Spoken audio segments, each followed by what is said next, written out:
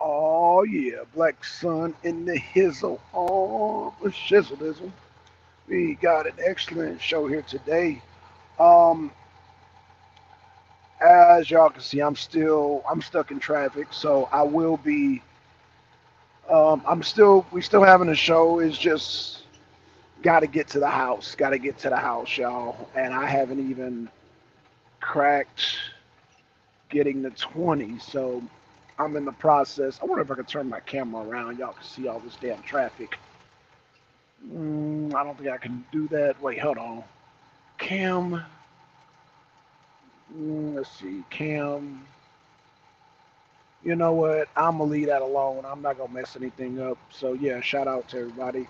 Um, we're gonna have Yanga and MD join, and I bet you we're gonna have Ron join too. However, I'm en route, y'all. I'm en route. So bear with me.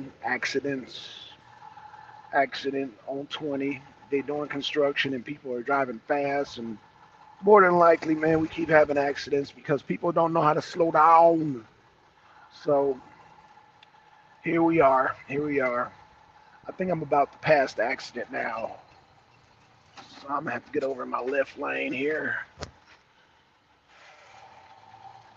Get over in my left lane. So yeah, we got a good show tonight into the arena abroad. We got this is gonna be a super show. So we got um, articles from for the arena abroad for the arena this week. Hey, look at this shit. Is this DOT or is this? I can't tell. I couldn't tell if that was DOT or not. Oh, truck broke down. Look at that. Oh, look at that. Look at that, y'all. Look at that. It broke down. Get that shit maintained.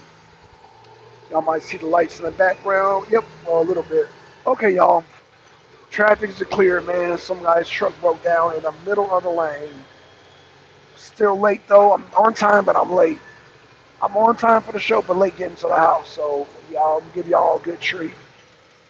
Um, give y'all a good treat. So y'all get to watch me gas up my truck, take it back to the yard, get in my vehicle, and head to his house and at Trish's house. So yeah, two trucks broke down. Damn. Okay, two trucks breaking down on the three-lane highway. It'll definitely cause traffic. So yeah. I've been look at these articles. So like I said again, I'm this nation won't comment. What? Oh wow, it said it won't comment. What the hell's going on with the damn? Let me see if I can damn leave a. I don't know. It's because E Bizzle said he tried to get on last night and he couldn't. Oh wow, what the hell? Platform. Let's see what it says. Wow. I don't know what's going on with this thing. Apparently, okay. Apparently, I'm gonna have to. Let's see what we got here. What's going on? MD, what's going on, man? Oh, you still driving? So we're gonna have to wait then. Yeah, man. Yeah, I Yeah, don't even know yeah. why you went live. Well, I went live because it was scheduled and I couldn't reschedule it, man. Apparently, I don't know what's going on with this StreamYard, so Well, I'm gonna go I back. mean, you still could have waited. Like I'm I would have put far a away from the notification or house. something out. Oh, okay, okay. Well, next time I know, cause yeah, I'm on 20 now, but yeah, but okay. So what we could do, we could shut this down. I can reschedule the show, and Well, I mean, if that's the case, man, we might as well hold off because, like I said, Biden's speech at 8. So if you just want to start off with that, okay, okay, that'll work. That'll work. Yeah, yeah. We'll definitely live stream that then, cause yeah, we definitely want to see what the hell this money's going to. Man, these people driving crazy out here, man. Jesus fucking Christ. If you don't get on the highway, get on the that's highway. cool. That'll work. Okay, okay, cool deal. Okay. So you still driving too, huh? No, I'm parked. Oh, you I'm okay? parked. Okay, tempo. Okay, well, I got another 20 minutes, man. So yeah, like I said, I just got off 20, and I still ain't made it to the gas station. So I'll do that. Yeah, and I'll yeah, 8 o'clock. Okay, that's cool. I'll be home by then. I'll be home and all ready to go. That'll work. That'll work. Shout out to Okay, everybody that cool. came through. Yeah, yep. Uh, I guess since it'll be so late, I mean, I guess we can just hold off on the stuff that I had maybe for next Monday, I guess, or if we Okay. got time for it tomorrow. I don't know. However you want to do it. But I I mean, wanted if to, you got like I time, said, I wanted to talk about, huh?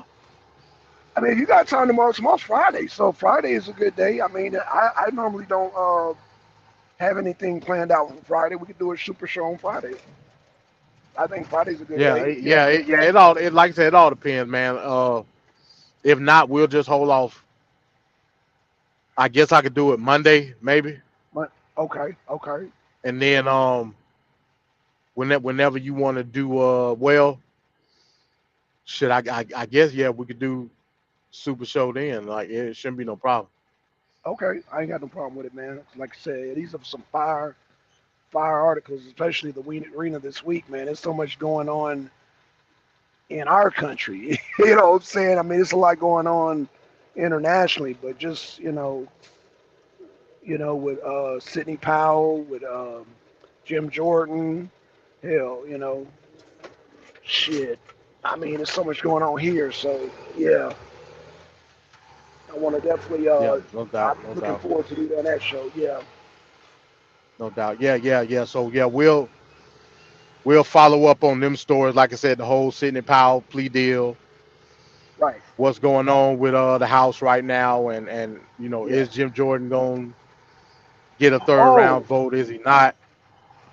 Oh. So I got some news on Jim Jordan too, but I don't know if you want to wait. Well, what you But got? I don't. 'Cause I He just said, read something okay. What that do you just got? came Because through. what I heard, he said he's not quitting.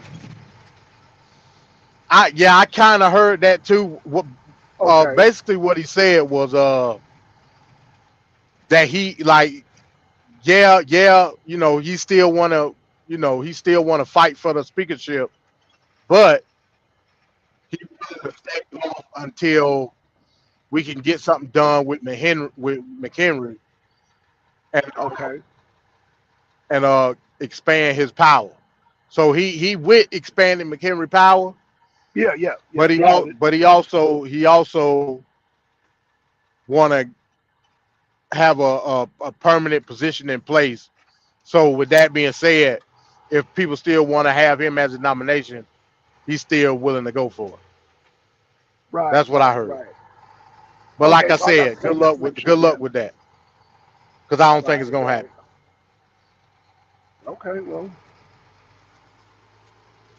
hell, I mean, you did call it. So I mean, I know it's tiring to keep going through these votes and shit. Man, the way I would set up, just the people who didn't vote for him, I would just have them take their votes first. You know what I'm saying? And then if they don't get, It got to go through alphabetical order. oh right, right, yeah, yeah, I understand that, but they might want to adjust some rules there because hell, you shouldn't have to sit through a whole thing when you're knowing these same people are gonna vote the same way every time. Uh, Why not just go through? you said adjust some rules. Yeah, like, yo, like, why Rule. should we? How the fuck you gonna overrule the Constitution, Defense, man? Keep the defendant silent. Oh, okay. Oh shit. Oh Damn, he shit. said adjust some rules. Right. Oh shit. I took Ron up off a mistake. Oh shit. There we go, Ron. What's going on, Ron? I know you got some things to say tonight. What's good with y'all, man? Man, shit. You, brother, you shit.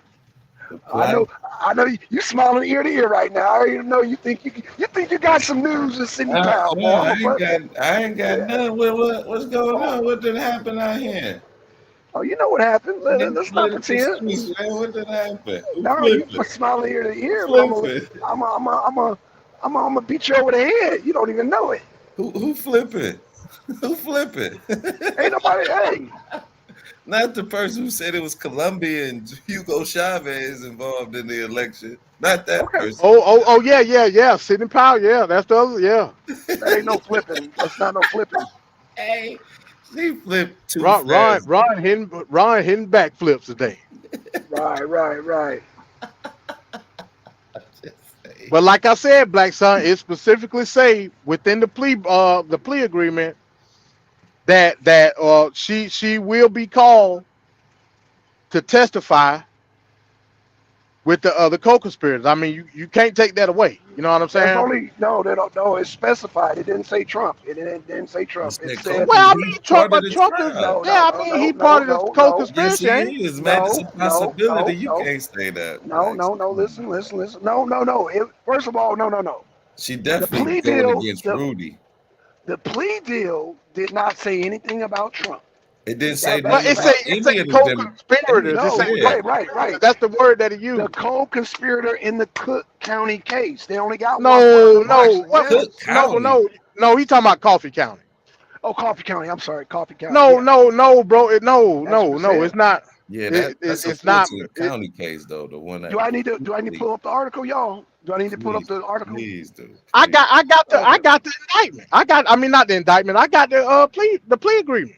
Okay. Read read exactly what it said because it's not part of Well, I mean we'll Trump is have to not part pull of it the up. deal. I you know that's We can something read we'll it. do We'll when take we your have word the for it. show. Okay. Well, all right. I Cause can't yeah, pull it up just when we can pull it up. yeah. Yeah, we'll read it right there. Okay. Yeah, it don't say no. It don't say Trump. It just No, say I don't. co-conspirator. Right. And the co-conspirator is what's her name? That other girl from No. Coffee So you County. saying Trump is not indicted with her? No. What? The plea. This what happened, and they explained it when she played out. That took her out of the RICO case. It took her out. Hmm. What it then does is makes her basically a witness in the RICO case. So she's obligated. Whenever they need her testimony, she will be subpoenaed, and she has to testify against that particular case. That's what it say for all other 18 co-conspirators, and one of those 18 co-conspirators is Trump. It's okay, I'm Blacks. just going off of what Oh, it no. say. See, I mean, the one thing I found surprising is how fast she did it, though. Like she was going to trial tomorrow. Yeah, it was quick. Yeah, it was quick. They were supposed to be doing they were supposed to be picking jury what tomorrow? Yeah, No, tomorrow. I think the trial started tomorrow. No. They didn't have they No, they picked from what juries I tomorrow. read. Yeah, They from picked, what I read, they yeah. was supposed to be doing jury selection tomorrow. Yeah, they Oh, were on strike jury And she pool could and have shit. went to trial as early as next week. So I'm gonna tell y'all what actually happened, okay? you don't have Because to. We seen the reports. Okay, so in the report, then so you already know it's all misdemeanors too, right? She pleaded down to misdemeanors. That's what usually happens when you cooperate with the prosecutors, right? You get lesser charges. She was But facing but but felony. but either way, it identifies guilt. Either way. You know what the funny thing? I think that's why she overcharged them, so she could get them on the misdemeanors too. It seemed like she overcharged a few folks. So Ron, so what you're saying is she playing Game of Thrones basically, and she trying to isolate all the co-defendants to get what Sidney Powell did today to ultimately go As for the many as king, she which is can. Trump. Yeah, I think so. You heard it first from Ron, Black Son. Hey, can How else? somebody? How else could she operate it though? She gonna have to operate it like that because you know what I'm saying. Like it ain't like nobody else gonna believe her, but the people who was there. You know, especially his Um, crowd, and then they're gonna be like, they flipping, he flipping on Trump. But at some point, you'll be like, well, damn, they was there with him. So you know what I'm saying. It's the long game. If I get everybody to flip, then you know what I'm saying. How can you say? You know what I'm There you go, saying? Yang. Pull a Nina. This bigger than Donald Trump. If I'm going down, I'm taking everybody down with me. Trump got to. Raheem Akbar. He's the real leader of the CMB. Yeah, you ain't lying, man. You are not lying. You are What you not. was finna say, Black Son? No, I'm telling Yang, I dropped the link, so I don't know Oh, if he's able Yang. to hop Oh, on. shout Yeah, out to yeah, Yang. yeah. Yeah, Yang is in the. He said drop the link. Yeah, some of these, I'm gonna have to drop the link, but I don't know if he might be having trouble because I know E Bizzle said he was having trouble yesterday. He couldn't get him get on. So hopefully, hey Yang, if you can see that, man, let me know if you can get hit the link or not. Try to hit the link on my page on the or MD's page, man, because I don't know what's going on with. Yeah, it's up there 5 times. I know, but yeah, E Bizzle, he said he couldn't. It kept kicking him off, so I don't know what's going on with that. Oh Yeah. shit, gas station's about to But damn close. that's an interesting strategy though, Ron. I mean, I guess I ain't think of it that way. Yeah. But I can see Fannie Willis doing something like that. I mean, you know what? I guess the reason why I thought like that because I was into the mafia, used to watch them, and that's how they did with the Rico cases. They would get people to flip inside. You know what I'm saying? Like prime example is Gotti and Sammy the Bull. You know what I mean? So that's how. I Right. mean, that's what when I thought of it, that's kind of how I had to. That's what I was thinking. That's what she was thinking, I guess. Yeah. Cause ultimately now, cause one of them charges that she got was like and me and Black Son was talking about this earlier. It was like obstruction or something. And then she got tampering. I can see Fannie Willis doing something It was like tampering with something, and that's to the voting machine. But she got with Texas. I gotta look at the thing. with the Rico cases. They would get people to flip inside. You know what I'm Yeah. saying? You got a echo. Daniel. You might have your I got a Yeko. Oh yeah, I got it. I got too much going. Let me hit that. Oh, you got the feedback in the background. Okay, I got it. My bad. I had it still Yeah, on. you good now. You good now. Yeah, it's all good now. Yeah, Trump got a snitch in the camp. It's a snitch. Let's call it what we call it. Just because we talking about a cave woman got a snitch. rat. Yeah, That's what Stan, you act like you don't know about the misdemeanors. You act like you don't know they dropped those charges when you cooperate. Yeah. Shit, don't got a shoot. That white woman ain't gonna do no time for Trump. Yeah. She got 6 years probation. 6 years probation. I wonder how much time she was facing though. Ooh. I don't know. They gave her 1 year probation for each charge that she pled to. She pled to 6. Oh, wow. So they gave her 1 year each, consecutive. Oh yeah, somebody's gonna get their head busted behind that. I can't wait for the testimony. Yeah. Yeah. Who up next? Who up next, Ron? You got Hutchins. Damn, I said Hutchins. You got what's the white boy name? Chesbro. Yeah, Chesbro. Yeah, he up next. You know, they case is supposed to be starting the end of this month. That's next week. The speedy trial. Yeah. Y'all hold on for a minute. I had to come back. Let me give me a hot second. Yeah, you good. All right, yeah. Yeah, Chesbro, and what's the other white girl? Ellis. Yeah, Is that's that the one from Cook County? Yeah. Yeah. Mm-hmm. They trial supposed to be starting next month. I mean, not next month, but at the end of this month. I don't think it's gonna happen because I ain't heard nothing about her. Yeah. Unless Fannie Lewis like she whipping them up. 'Cause like I said, the whole Sidney Powell thing was supposed to start next week basically because they were supposed to do trial selection. I mean, jury selection tomorrow. So they may start. They may start. We don't know. Or hell, she might catch them with a plea deal. Who knows? Okay. You know what I'm saying? Who knows? Real talk. They probably like, damn, she got probation. Let me see what they're gonna offer me. You know what I'm saying? The longer you wait, the less you go. I mean, you know what I'm saying. The more time you get, though. Yeah. It's who breaks first. Yeah. You jumped on it. You know, if they can build a case about, once they get what they need, they're not gonna offer everybody everybody pleads. It's who Yeah. takes that plea first. And I would argue they got partially what they need out of that Sidney Powell, because like I said, that whole collector thing was a big part of her indictment. That what? The fake electors Oh down yeah. in Oh man. County, yeah, Oh, that was a huge part of her indictment. oh So she partially got what she wanted. yeah. Fannie Willis did. So we'll see how it goes. We'll see. Yeah. You know, Black Son say Trump can't be implicated in none of that. So Black Can son he in not? denial. Black son Oh, about to Black see his Son. favorite.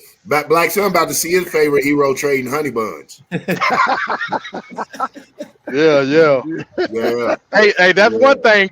Trump gonna have a commissary. He gonna have all the suits. Oh, he's gonna have all the snacks. He gonna Yeah. keep it on. He gonna have all the snacks. Trump gonna be the man now. He gonna have all the zooms and wham whams. Yo, But how can they not implicate him when his lawyer is implicated in it? He's acting on behalf of Donald Trump, Rudy Giuliani. yep. Yeah. We'll hey, see. Che, hop on, Che. He said, "Lady Yeah. Chamber up on." Oh, Yeah, we'll see. Because like I said, if they can get Sidney Powell to say the right thing, especially when it comes to them fake electors and them damn voting machines, if she say in any way, shape, or form that Trump told her to do it, it's gonna be a bad look. It's But a see, wrap. I don't know if y'all remember when he when he first lost the. Well, I won't say first, but him and Sidney Powell and Mike Lindell, and it was somebody else. I think it was like a rich billionaire. They all had a meeting at the White House. Y'all remember that? Like, and they was trying to. I think Mike Lindell had a plan or some shit like that. I can't remember. I'm gonna try and find it. Look that. Man, Trump been trying this whole. Trump has made No, a I'm gonna say mockery. it was in that 60 Minutes interview. Yeah. Man, Go ahead, gang. Trump has made a mockery of the presidency of that office since the time he's been in it. From the time that he hired, what was his name, Bannon, that was a publicist or an editor for a white supremacist, owned a white supremacist newspaper, Right. to the comments of grabbing women by the pussy, to letting people read classified information. Trump has made a mockery of the whole office from the time he's been in there. He hadn't taken that shit serious. You know what? I thought he wasn't. I knew he would. He had a chance when he got past that, grab him by the pussy. I said, man, this dude might win. Absolutely. Trump Man, there's no way Trump nobody is else the can say result. that and still be the president. The candidate. Trump is the result of Americans. A couple things in America. One, our political ignorance, and two, our frustration with the current state of politics. We're tired of old white men, Uncle Tom handkerchief head Negroes, and the same gambit that run for office, pushing the same agenda just in a different language. I think Trump was a big fat fuck you to American politics, like the Terminator was the California politics. I think people get tired of the politics and just vote ridiculously. Just put the most obscure, abstract, just like a big fat fuck you to the American political system. I honestly believe that. See that? I could definitely see that. Well, I mean, Yanga, some people might argue that that's exactly what American politics needed. Yeah. I mean, Trump had it, but there's no. If I'm being realistic, there's no presidency that hasn't had its good moments. We just have to weigh the outcome. We have to weigh it with longevity, cause and effect, and everything that goes into weighing it properly. Hell, I'm a child I was raised in the 80s, and Ronald Reagan even had its good effects. Reaganomics even had a certain effect. So, we have to wait to see what's cracking.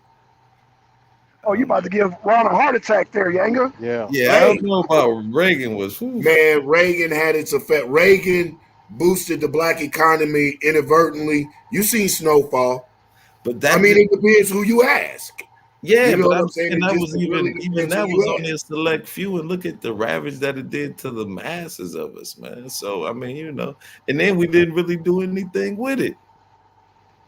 Right, Well, right, right, right. yeah, right, yeah. buildings and nothing like that. They ain't do like the mob clean that money up and Right, none of Well, that. None of that. well, I would And, disagree.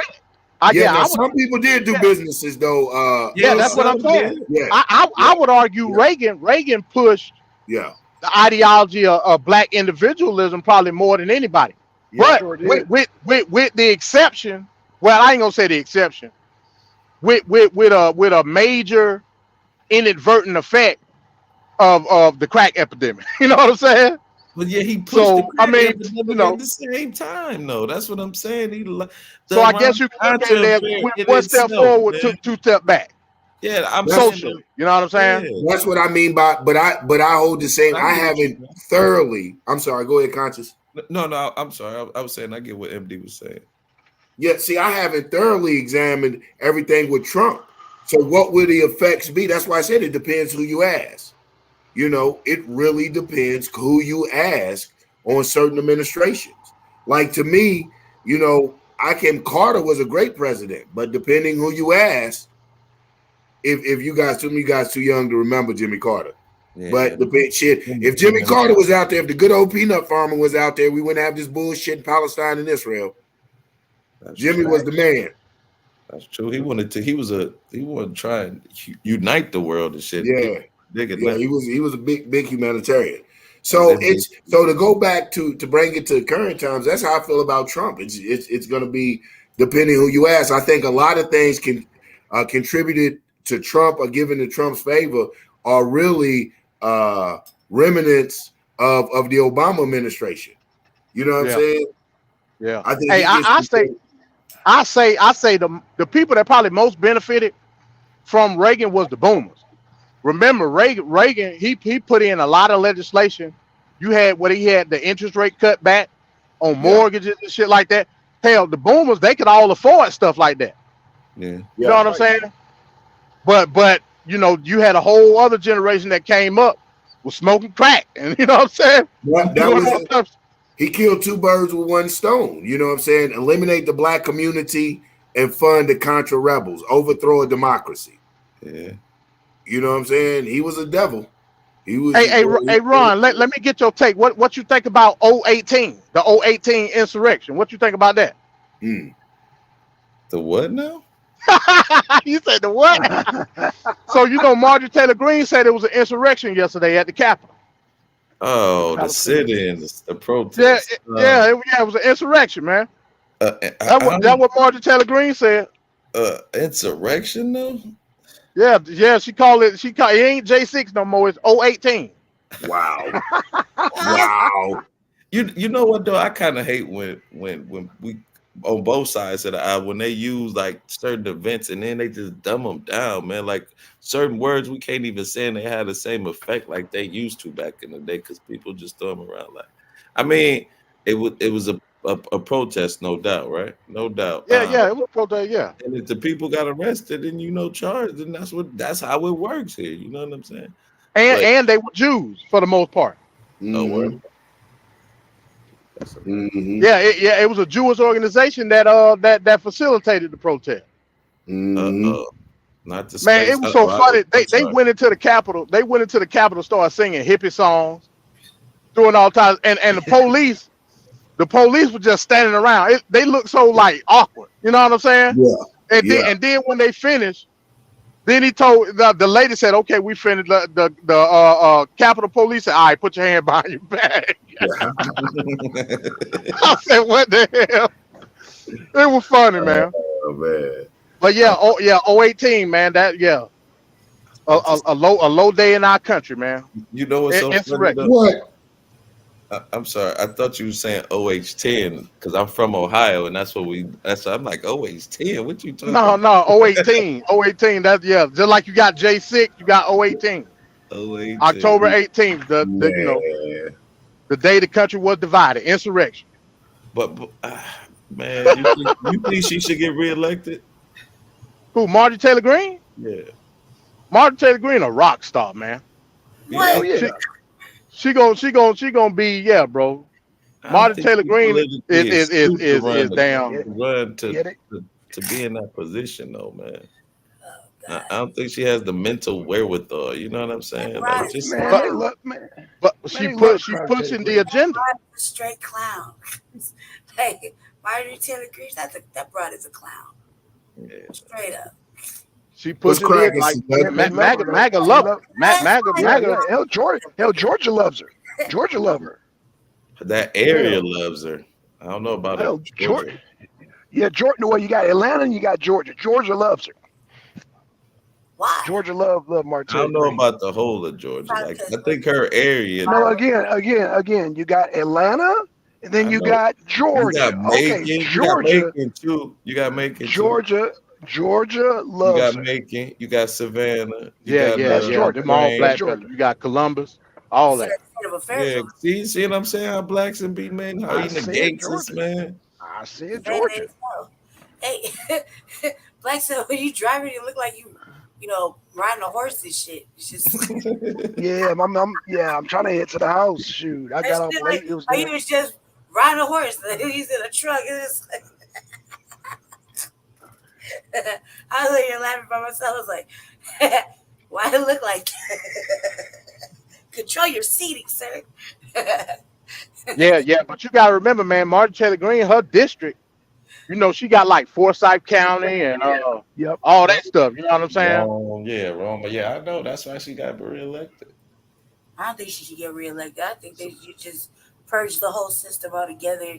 And, black nationalists need to just get together, do an underground railroad, and start betting motherfuckers to take a 5-year purge. Major purge. You hear me?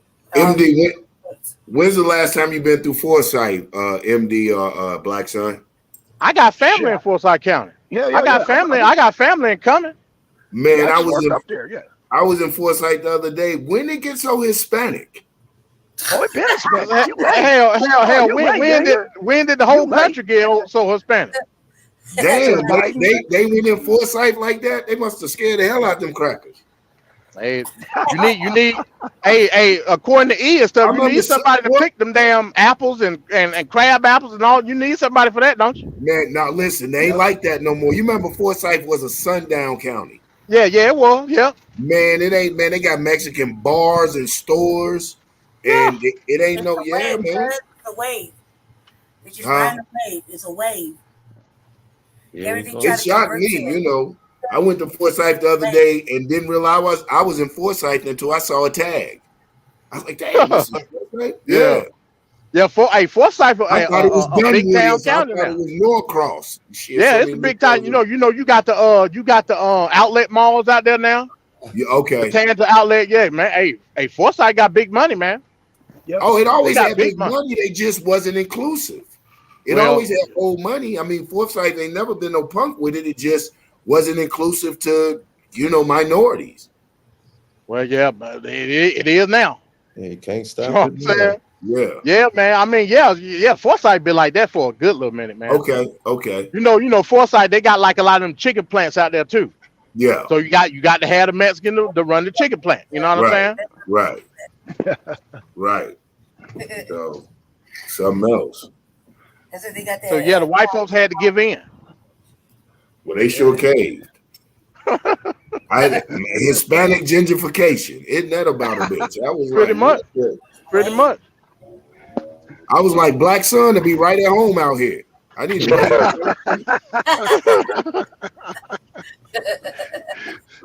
Yeah. They say you make baby California. Damn. Hell, MD more Mexican than I am. Shit. It wouldn't surprise me. Yeah, I live in Mexico. So hell, I'm in Mexico right now. Okay. Man. What about, let's talk about, and I need seduction, maybe you can look it up. Let me look it up. Let's talk about this racist cracker and Islamophobia so bad that I know a 6-year-old Palestinian American boy, this happened here in America, was killed. I don't know if his mother died. Y'all want to talk about that? No, she survived. She survived it? Yeah. And I lay partial blame, if not 60 to 70% of blame, on the government with that whole, remember we had the day of jihad with the whole extra added security, their play on Islamophobia and just the outright hatred of Muslims that Acting leads like to that that. this shit happened, and then the media, the media didn't really help things that much, and Yeah. so when the landlord go ahead and do this cowardice shit, he wasn't acting like this when What's the before story, Seduction? Give us the whole story. he stabbed the kid like 27 times. You know Oh, what I he mean? stabbed him. And when give us He the whole killed story. him. He What killed was him he like over there? Do you know the whole background and everything leading no, up to the event? just wild out. He just wild out and fucking shanked the kid I'm gonna look like it up. 27 Yeah, fucking times. yeah. What the story said that he was watching the news and the old decrepit crowd. Cause I don't know, he just blacked out. Yeah, he just And they blacked said out. they say he knocked on the door, and the mama opened up the door and he stabbed the mama in the face. Damn. And I guess you said, why did you do that or whatever? And according to the report, he said that all Muslims must die. Yep, And the little boy was trying to, the little boy came to the door. He didn't know what was going on. The yep, little boy came to the door, and that's when he started stabbing. The little boy stabbed him like 20 some times. yep. He killed the little boy, and I'm like, you cowardice motherfucker. Like, you weren't acting like this before you watched the news. All that time you've been their landlord, you say hi, you was polite. The family never caused you no problems. All of a sudden, you just gonna go shake the mama and then shake the boy 27 fucking times. He just a baby. What do? He didn't do I nothing spoke wrong. on this though. I mean, He this didn't is do what nothing wrong. America does. This is how they keep us in control with divide and conquer, And with the this ain't gonna be the phobias and the first time. prejudices towards the poor masses or the lower class. You know what I'm saying? So and a devil, and then too, a devil is a devil anyway. Anything triggers a devil. If you flash the Right. lights too much, you know Well, what I'm well, I saying? mean, I mean, it's initially going to be a state of chaos on both sides. Cause check this out, like in retaliation to that vicious act, all the way across into Central Europe in Brussels, in direct retaliation, you had the man that killed the two Swedish people in Brussels. You heard about that? No, I didn't hear about And, that. and he killed them two Everybody. people. He left a note, and it was in direct retaliation to what happened in Chicago. So this gonna be an ongoing thing. So Yeah, y'all might as well just get ready for it. It's gonna be tit for tat, and they making it about something that it's not about, absolutely, and it's absolutely. gonna initially turn into this quote unquote holy war that Yeah. Christians and Jews really want anyway. You know what I'm saying? Anyway, yep, Mm, yep. I hundred just percent. straight Well, and really, it's about oppression versus the oppressor. at the end of the day. And what we're looking at is human rights violations, war crimes. I Major war mean, crime. up the gazoo. I was trying to compile a list. You know, penalizing civilians, the cutting off the water, the food, the medical supplies is a war crime. I forget what it's called, intentionalism or Mm, something like that. So I'm compiling a list, and America is standing by. I exercise right now. I exercise my 1A, my First Amendment right, the protection of First Amendment of freedom of speech, to disavow and condemn Biden and his cabinet and his whole presidency mm-hmm. in America for the support of Israel, for standing by, watching war crimes, and even contributing to the lies and propaganda, Palestinian propaganda, man. I have to, as a conscious citizen, as a black man, as a human being, whom taxes are extracted and monies go to send more supplies to these people who are already being oppressive, then I have to, as a citizen, exercise that right of free speech to say, man, I disavow that. I separate myself from that spiritually, mentally, physically, in all ways, and condemn America for her acts, and particularly and specifically the Biden administration for the Mm-hmm. bullshit that they're pushing to the people and supporting. Thank you for your time.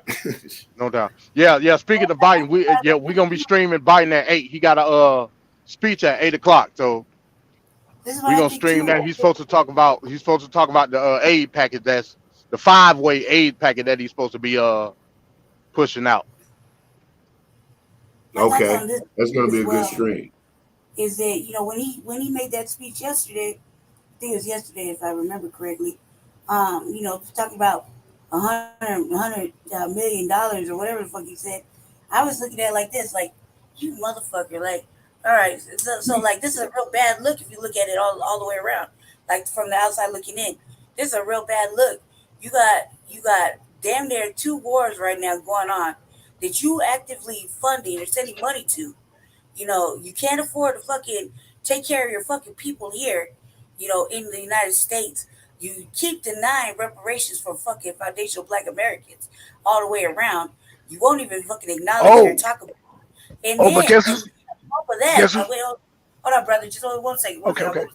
And then, on top of all of that, you funding not only you funding that, you're allowing legislation for fictional fucking shit like the LGBTQ shit for them to have certain fucking rights and privileges, all still while denying fucking foundational Black Americans fucking the right for anything. There's still a struggle right here. You don't give a fuck about nobody at all. You're not even addressing the main concerns of the fucking United States, but you over there sending money to both fucking areas, and you allowed a fucking like a blind eye to let the motherfucking borders be wide the fuck open to send hundreds of motherfuckers in here invade us, right? The cause we don't know where they come from, whatever. They taking up all the motherfucking resources, so people that live here, the citizens, the motherfuckers that actually live here, can't get the resources they fucking need. And you want to run for president again? Are you fucking kidding me? Stupid. This is all Ron, stupid. And we Ron. ain't got no speaker. Okay, that right there is off top stupid, right? So if I was another country, right, and like And don't forget, he didn't know who LL Cool J was. right, and he called him a boy. Oh, That He called him boy, a that boy. boy. that damn boy! Look at that boy's arms, Called him a boy. Like if I know that was racist, that motherfucker could barely hold his head up yesterday when he man. was doing a speech. I thought he was gonna nod out right there. You know what I mean? His Man, eyes kept closing, he kept stuttering and he wasn't almost did sure. a Mitch. He almost did a Mitch McConnell. Yeah, he's fucking stupid. He's fucking dumb. I was like, you want to run for office, and yet you don't. There's nobody else that they putting up on the Democratic side to, just in case you give us another Democratic Oh, option but or guess something. what? Go ahead, go Guess ahead. what? Kennedy is talking about reparations. Oh yeah, Mm. yeah, yeah. I'm kind of feeling yeah, I'm feeling Cornell West. I like the third party option, and I like the fucking collapse of the two party system because I kept saying it was gonna happen. And it's gonna happen in our lifetime. We're watching it happen right now. All of It the has to happen. It's give foundational Black Americans, they giving it to everybody and their motherfucking mama repetitively over and over in our face, and they won't even fucking address the fucking money they owe fucking Black people. the collapse of a two party system had to happen. I mean, we have to be the laughing stock of the democratic world. If I was What outside, I'd be country? laughing. What other country strictly has a two party system? I mean, if Anyone? I was I need Parliament, to I would do be the laughing all research, the but way. I haven't just off the top of my head. I can't think of one. There's no way that you can tell me all the hopes and desires, the dreams and aspirations of the masses of people are encapsulated in two parties. I refuse to believe that. Here's my question: You, what's up with bricks? Like you would think that we would hear something from bricks about this little situation. You know what I mean? We really haven't heard from bricks really too much in the media. Well, well, I mean, they've been shutting down. So Russia and China, they was in the UN. China was in the UN actually today, trying to push the humanitarian aid funding through what do they call it, UNRWA, UNRWA. But they Yeah. shot it down because they said the United States shot it down because they said the wording wasn't right because they didn't identify that Israel have the right to defend themselves. Who give a damn about Israel? We talking about humanitarian aid to a Right. Right. people. That, but if I was a war, if I was a strategic individual and I was really trying to cause more fucking hurt and harm, I wouldn't. I would attack them motherfucking them 20 motherfucking trucks that they're not allowed to go through. I mean, because if you was serious, and like he was serious about not letting them get aid, food, or nothing, he tried to starve them and murder them out. That's the first thing strategically that I would allow to happen because he don't give a fuck if these are war crimes. They're killing babies. They don't care. You know what I mean? So Mhm. it's just getting uglier and uglier. The next thing we don't need is fucking somebody to make an attempt on Taiwan. What if that happens? You know what I mean? Then Yeah. No more computers after that. Okay. No more cell phone. You forget about it.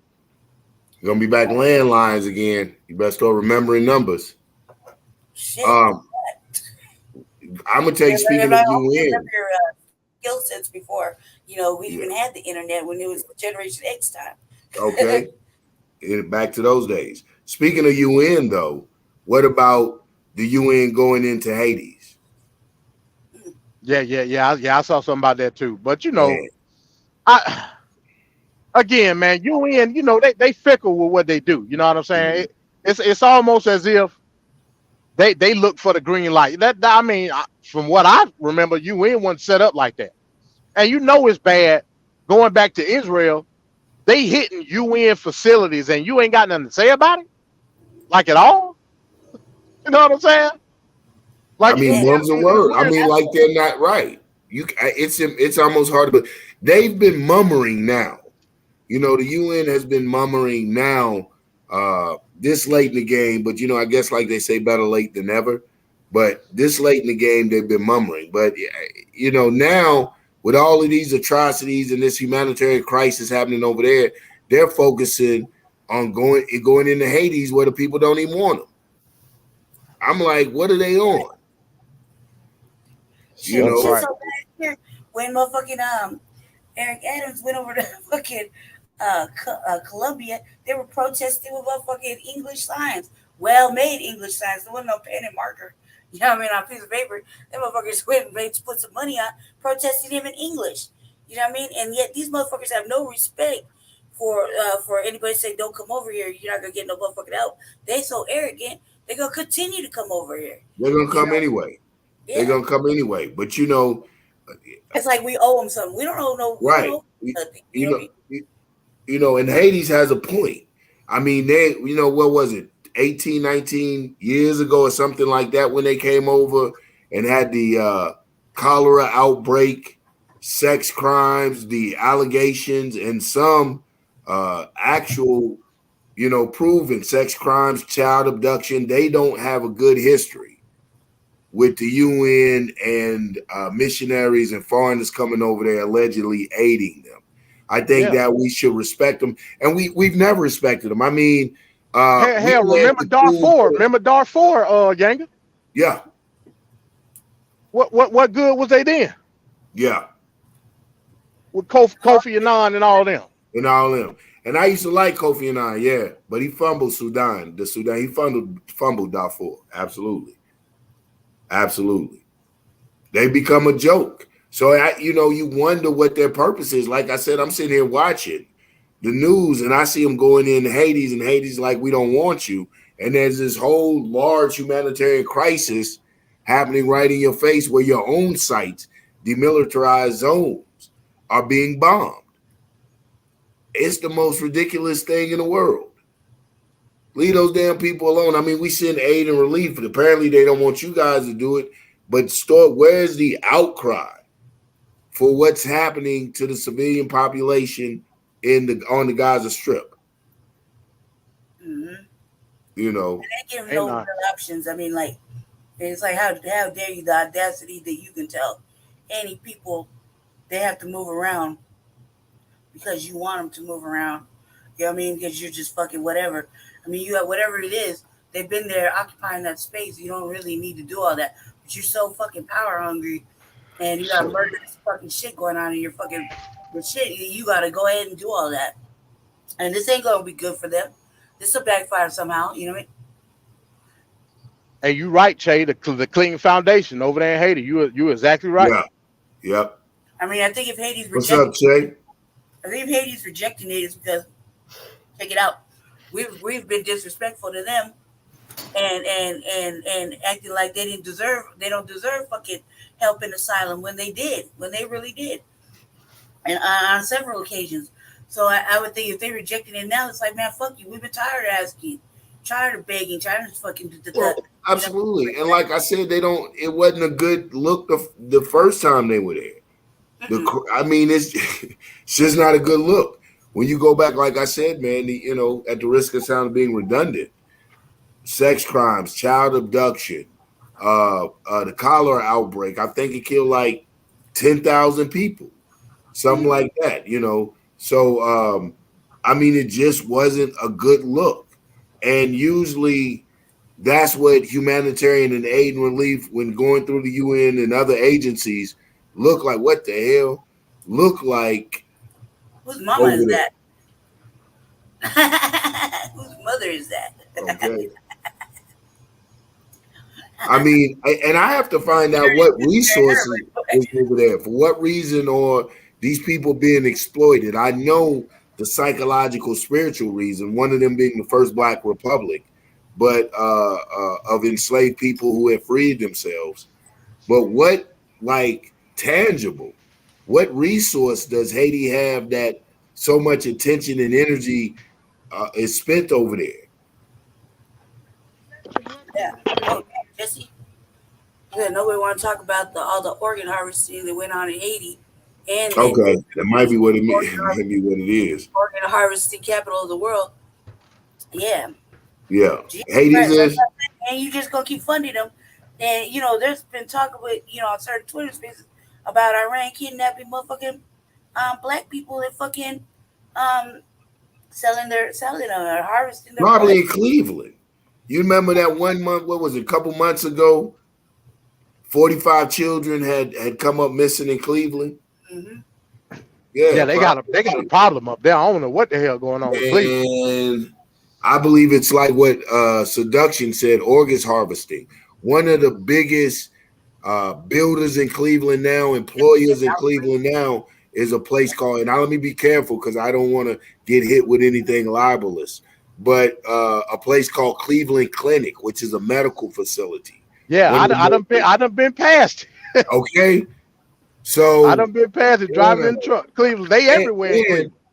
All my other, listen, Cleveland Clinic is Cleveland.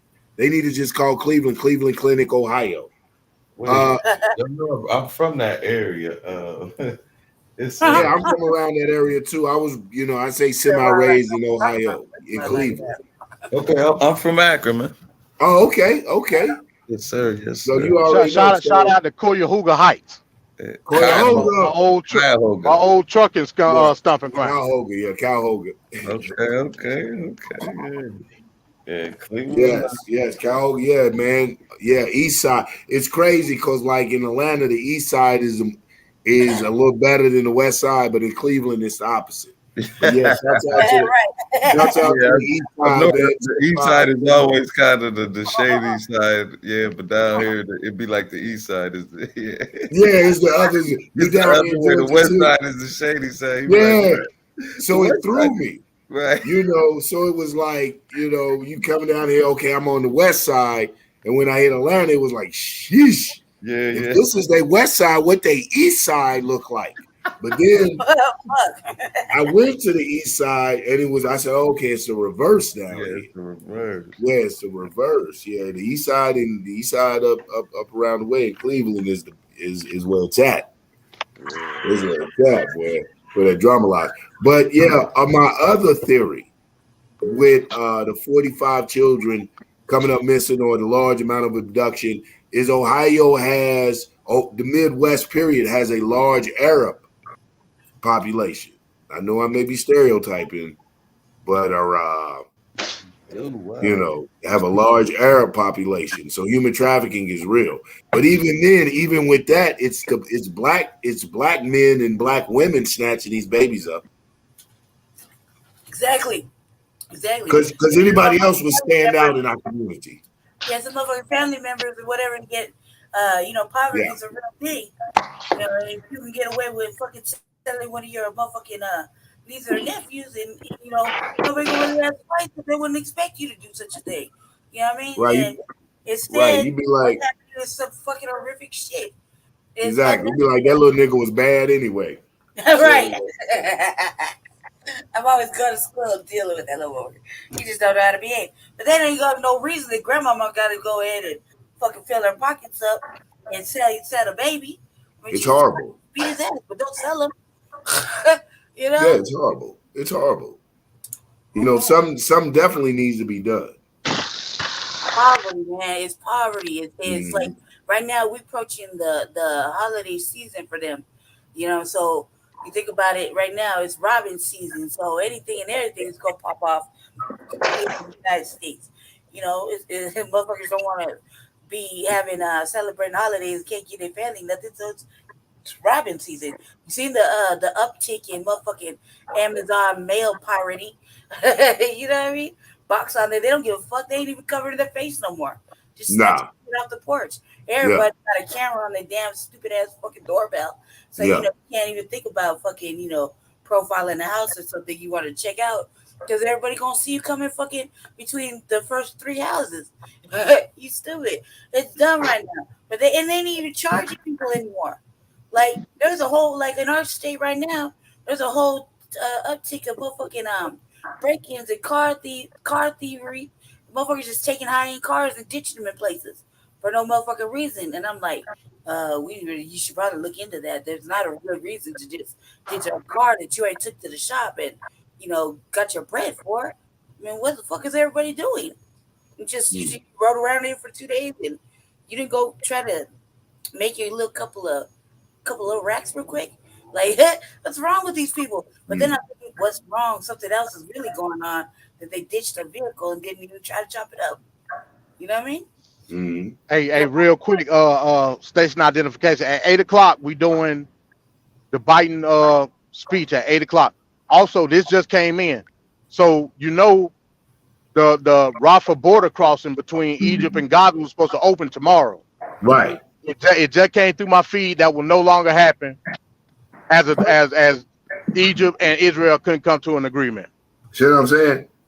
But see, here's and people ask, well, how does this affect us?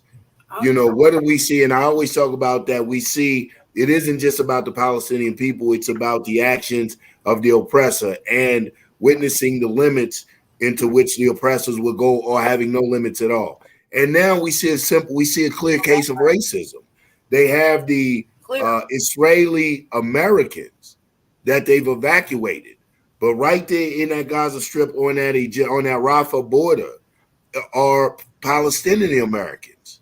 Mhm. They've been hollering, they've been trying to get here since the whole shit jumped off. But you don't see the extra effort exerted to extract the Palestinian Americans It puts lotion that on you their see face. as the Israeli Americans. It's racism. It's Mhm. clearly racism. Clearly. It's going to And this backfire and, on us. right. And this is what and I tell black people this is what we're witnessing. There's a revolutionary saying that says, today my neighbor, tomorrow me. You know, if there is no outcry about that, if there's no demand on our government whom extract taxes, whether you want them to or not, and whose foreign policy sucks like hell. And when I say, man, we have to wake up to the apathy of politics. It's the only way that we're gonna maneuver anything. Everything else, niggas is playing. We're a revolution for politics. Get my gun, niggas. Stop being cowardly and trying to find a reason not to be accountable and responsible for your self-determination. We have to know what's going on. And like man, to end it, man, clearly we're seeing the ultimate type of devilment from a devil. We are seeing the Think about it like ultimate this for type of us devilment living in the from a state. devil. There is no excuse you can give me Mhm. that would justify the behavior, the attitude, and the position we're taking on this humanitarian crisis. Nothing. There's no. I mean, what could you say? I don't care. I mean, I listen. The law. Hamas perpetrated a war crime. Hamas perpetrated international or broke international law. Mhm. Hamas, even for those people that know a little of Islam, broke religious law Yep. about killing non-combatants. Mhm. So it's not a question of what Hamas has done. The world is saying Hamas was wrong. Mhm. Nobody is even arguing that point. Stop the three card Monty. What we're saying is the response is freaking overkill. You know, there's a crime for that called mutilation of a corpse. I Mhm. mean, it is overkill. You know, so I think yeah. about like in the United States, you got to think about all the Muslim converts. You know, the people that are that converted to be Muslim and being a practicing Muslim. You know, you have to feel some kind of way a little bit. All them Negroes ain't finna do nothing You but know, go to masjid and think pray. about it. But still, you gotta feel some kind You of way. know, I I hate to knock American Muslims, but it's one of the things about America allegedly is that separation of state and religion. Even Mm, if they don't practice it in its totality, it has had an effect on the human being, on the masses, on the population. So a lot of Muslims over here separate their political from their theological understanding. We have that freedom over there. That's why they're trying to enter. See, we don't understand that type of stuff because we have those freedoms. So we don't understand. We see Muslims fighting for something. We don't understand these are human beings who happen to be Muslim. You see what I'm saying? Their right. social cultural makeup is Islam. It's just they're dynamic. It's where they are in the world. It's what their people evolve their society around. So that's their social cultural makeup.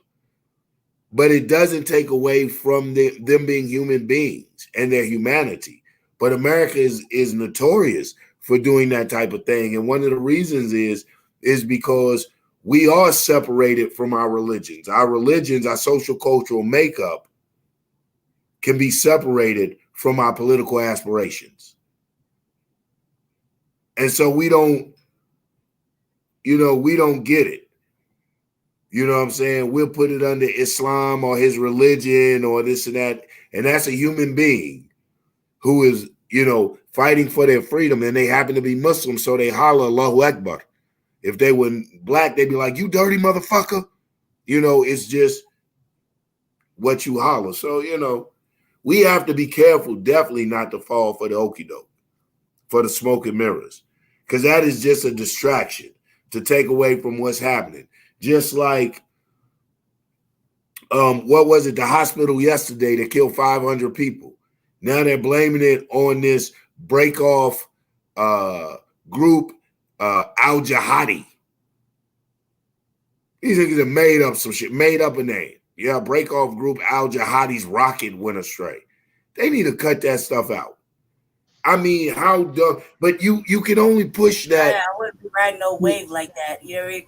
Just creating this stuff man. that motherfuckers just want to capitalize on all kind of fucking atrocities when they can, and that shit is wrong and all altogether too. Well, you can only push that to a masses of people or to a people who subscribe to that Islamophobia, to that really biting into that whole thing, us versus them mentality. Only they buy that. This splinter group, Al Jihadi coming out and, like atrocities and crimes haven't already been perpetrated. Like them bombing a hospital is really unfathomable. Like we really can't conceive that. Oh no, they wouldn't bomb a hospital after 8-9 days of what we're witnessing. Yeah, they are very well capable of bombing a hospital, especially if they think that hospital is treating Hamas. They are hell bent on revenge. They're bloodthirsty. They are bloodthirsty. And they're trying to sell that to us and get us to lose our humanity and bite into that. I see some Negroes biting into it, hit me on Facebook trying to show me some damn Bible scripture to justify this atrocity. Oh Lord.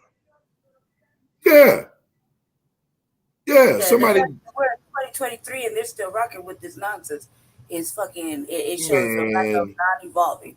You know, you haven't man, these evolved clowns. past that. I mean, come on, man. We still rocking with. We got to go all the way back to biblical thinking. When in fact, we should just not. Let's say, it's sometimes you can't kumbaya with everybody. However, you don't have to go to this extent. Man, To extent. it's an excuse to just justify wholesale massacre in the name of God. I mean, every religion does it. I was just surprised some sucker tried me with it. The Muslims do it with the Quran. The probably extreme Hindus do it with the Belgiva, whatever it is that they read. I know I'm quite sure I'm slaughtering it. No disrespect to my Hindi peoples out there. So, I mean, you can find what you're looking for. I was just surprised they hit me with it. If we still allow ourselves to be deceived or other people to push this empty rhetoric, this sensationalism, this outright bullshit, there again, what I'm always emphasizing on to cover the crimes against humanity, we have to address these people. We have to point this out. I am serious. Today, my neighbor, tomorrow, me. When's it stop? You think this ain't real? Look at the Native Americans. Look at the Native Americans. The remnants of the Native Americans are on reservations, and then look at the damn reservations. Alcoholism, the high illiteracy rate, teenage pregnancy, addictions to drugs such as methamphetamines and stuff like that, unemployment. Look at the reservations. Well, they did the creek in the creek, Muskegon Creeks. You know what I mean? They don't even want to acknowledge that there's black Muskegon Creeks. Man, right. They ain't gonna. That shit is horrible, and there's clear fucking evidence to prove.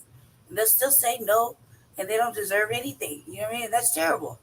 Yeah, that's horrible. That's horrible. Everybody's hollering access denied. Uh-huh.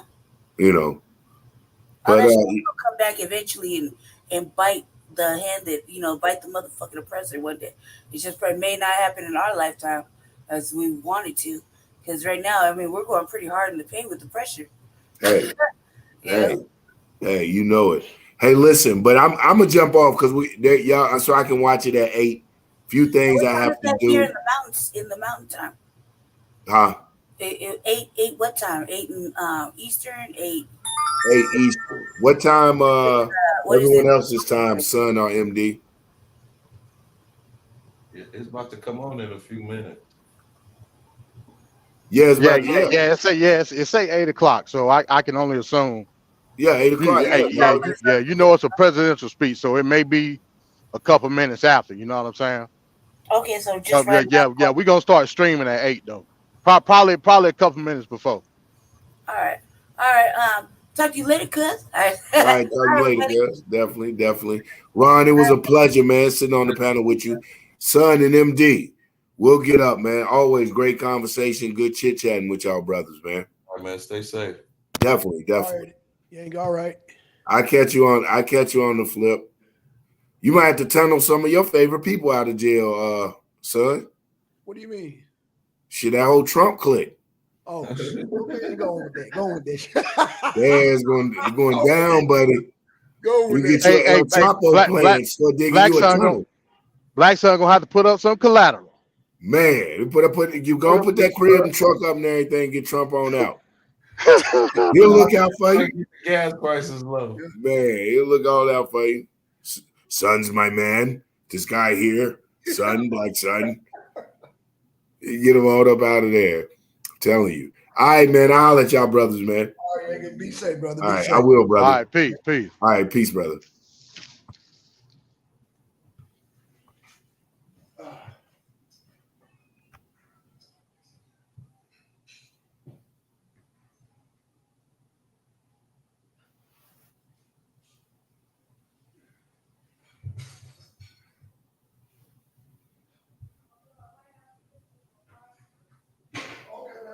One, two. We still out here.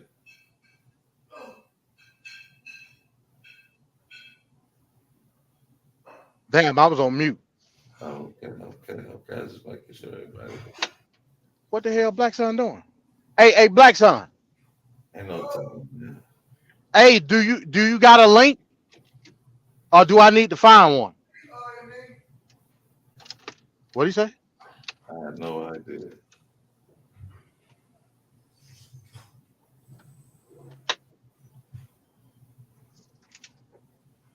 Yeah, let me see if I can. One of the major networks gonna be doing it on YouTube, so I just gotta find it. Oh yeah, they got a few. They Send me the link. Oh, he hooking up. Yeah. Send me the link. Can you hear me? Yeah, I can hear you. Let me see. Let me find one. All right. Is RSBN doing it? I doubt it. Oh, that's Why funny. would That's why funny. would RSBN be doing the Biden speak? No, you're right. You're right. I guess we gotta because we can't do CNN because CNN take that shit out. We might have to do Let's like see. ABC or something. PBS got it on. Oh, PBS. Okay. Well, shit. Throw the link down. Shit. Yeah. I thought, maybe that was Let me see.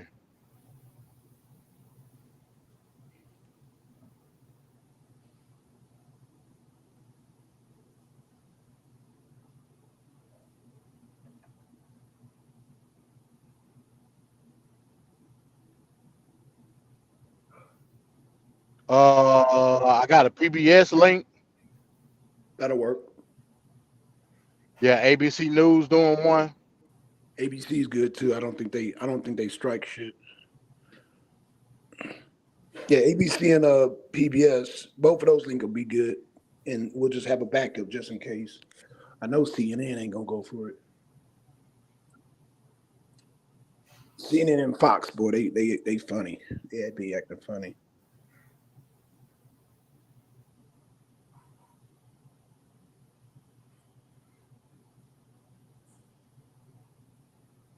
Damn, am I still here? Yeah. I said you heard me. No, I didn't hear that part. No, I, I no, just heard. I was saying Trump live in Iowa right now. Oh shit, I'd rather hear that. He said I would rather hear. Yeah, you gonna crack jokes Yeah, on. yeah, hey, yeah. Go to the Trump thing until Biden speak. Okay, hold on. I'm pretty sure that's on RSBN. All right, bet. Let me come upstairs and hit the link. nah, it ain't on RSP. Oh, it ain't. Damn, let's say he live right now. What about Forbes? Is it on Forbes? Forbes usually do his speeches too. Shit, it might fuck around and be old. Yeah, because I don't see no other links talking about Trump.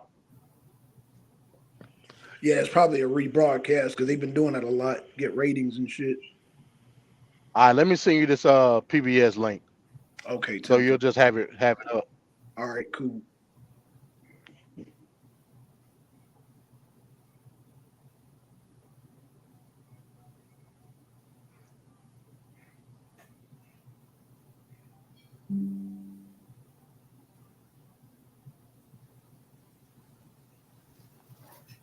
Okay, I just got it. Okay, cool.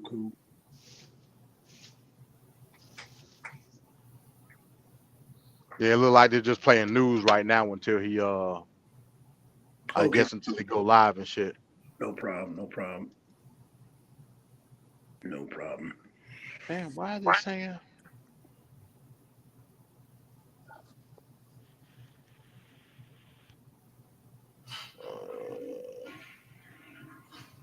Let me get some Israel news while we waiting, man. No, I've been following this shit.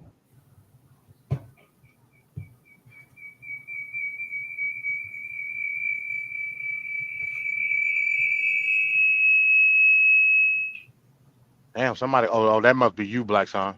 Yeah, that was me, man. Did you send it? Yeah, I sent you the PBS link. You said you got it. Oh, hold on. I thought you said the private chat. Hold on. I don't see it. No, I sent it in the messenger. No. Oh, Messenger. Oh. Okay. My bad. Yeah. This just coming in. Multiple reports of an explosion or multiple explosions near a U.S. military base Yeah. close to Baghdad airport. Oh This shit. follows similar attacks in Syria, Iraq, and Yemen. Oh yeah. Yeah. They about to crank it up. They about to crank it up, man. Hold on. They about to crank it up. Okay, so see right here. Cut that.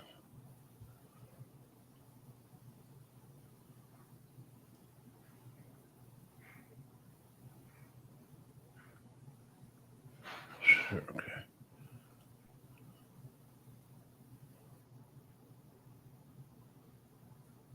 Okay, so I got it on standby. Do a share screen. So yeah, it was another strike.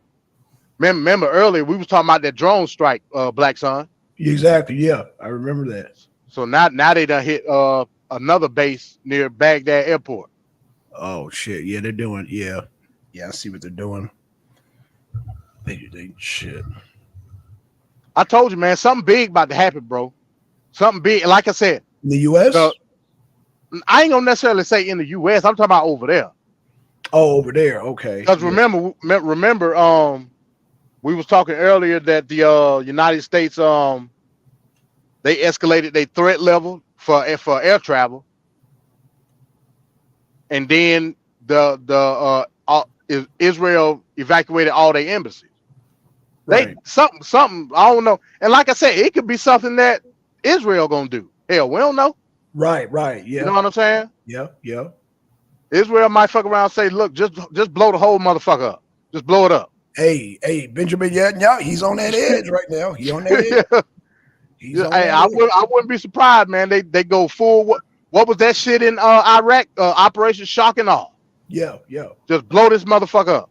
Right. I Right. wouldn't be surprised, bro. I wouldn't either, man, because Biden just gave him the green light. Talking about the other team. Come on now, shit. Yeah, that was some dumbass shit, man. I can't You get over called that. it. Yeah, you called it, brother. You Then called it. turn around talking about you gonna give money to fucking But, Gaza, talking about $100 million. but that's who Ron wants to vote for, though. Come on now, that's who Ron wants to vote for. Shot. That's who Ron. I knew it was coming. I mean, come on now. That's what he said. Vote for Biden. If you ain't don't vote for me, you ain't black. I said don't vote for Trump, man. No, you say you're gonna vote for Biden. No, I said I'm not voting for Trump. Oh, hey, real quick, Black Son. I might get you to play this video real quick. Hold on. Let me get it right now. Tempo. Let me get Ron's thoughts on this. Hold on.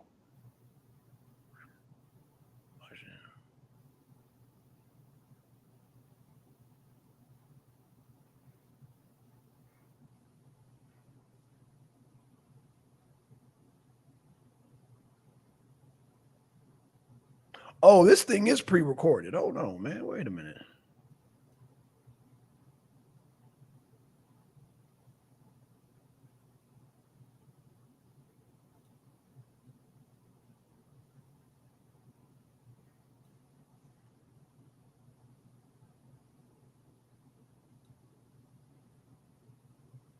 Okay, I'll be right back, y'all.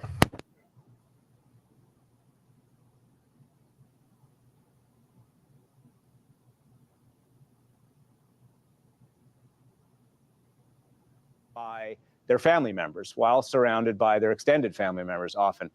Israel, the United States calls that kind of action using civilians as human shields. But it sounds like your concern is the Israeli rules of engagement when it comes to these airstrikes.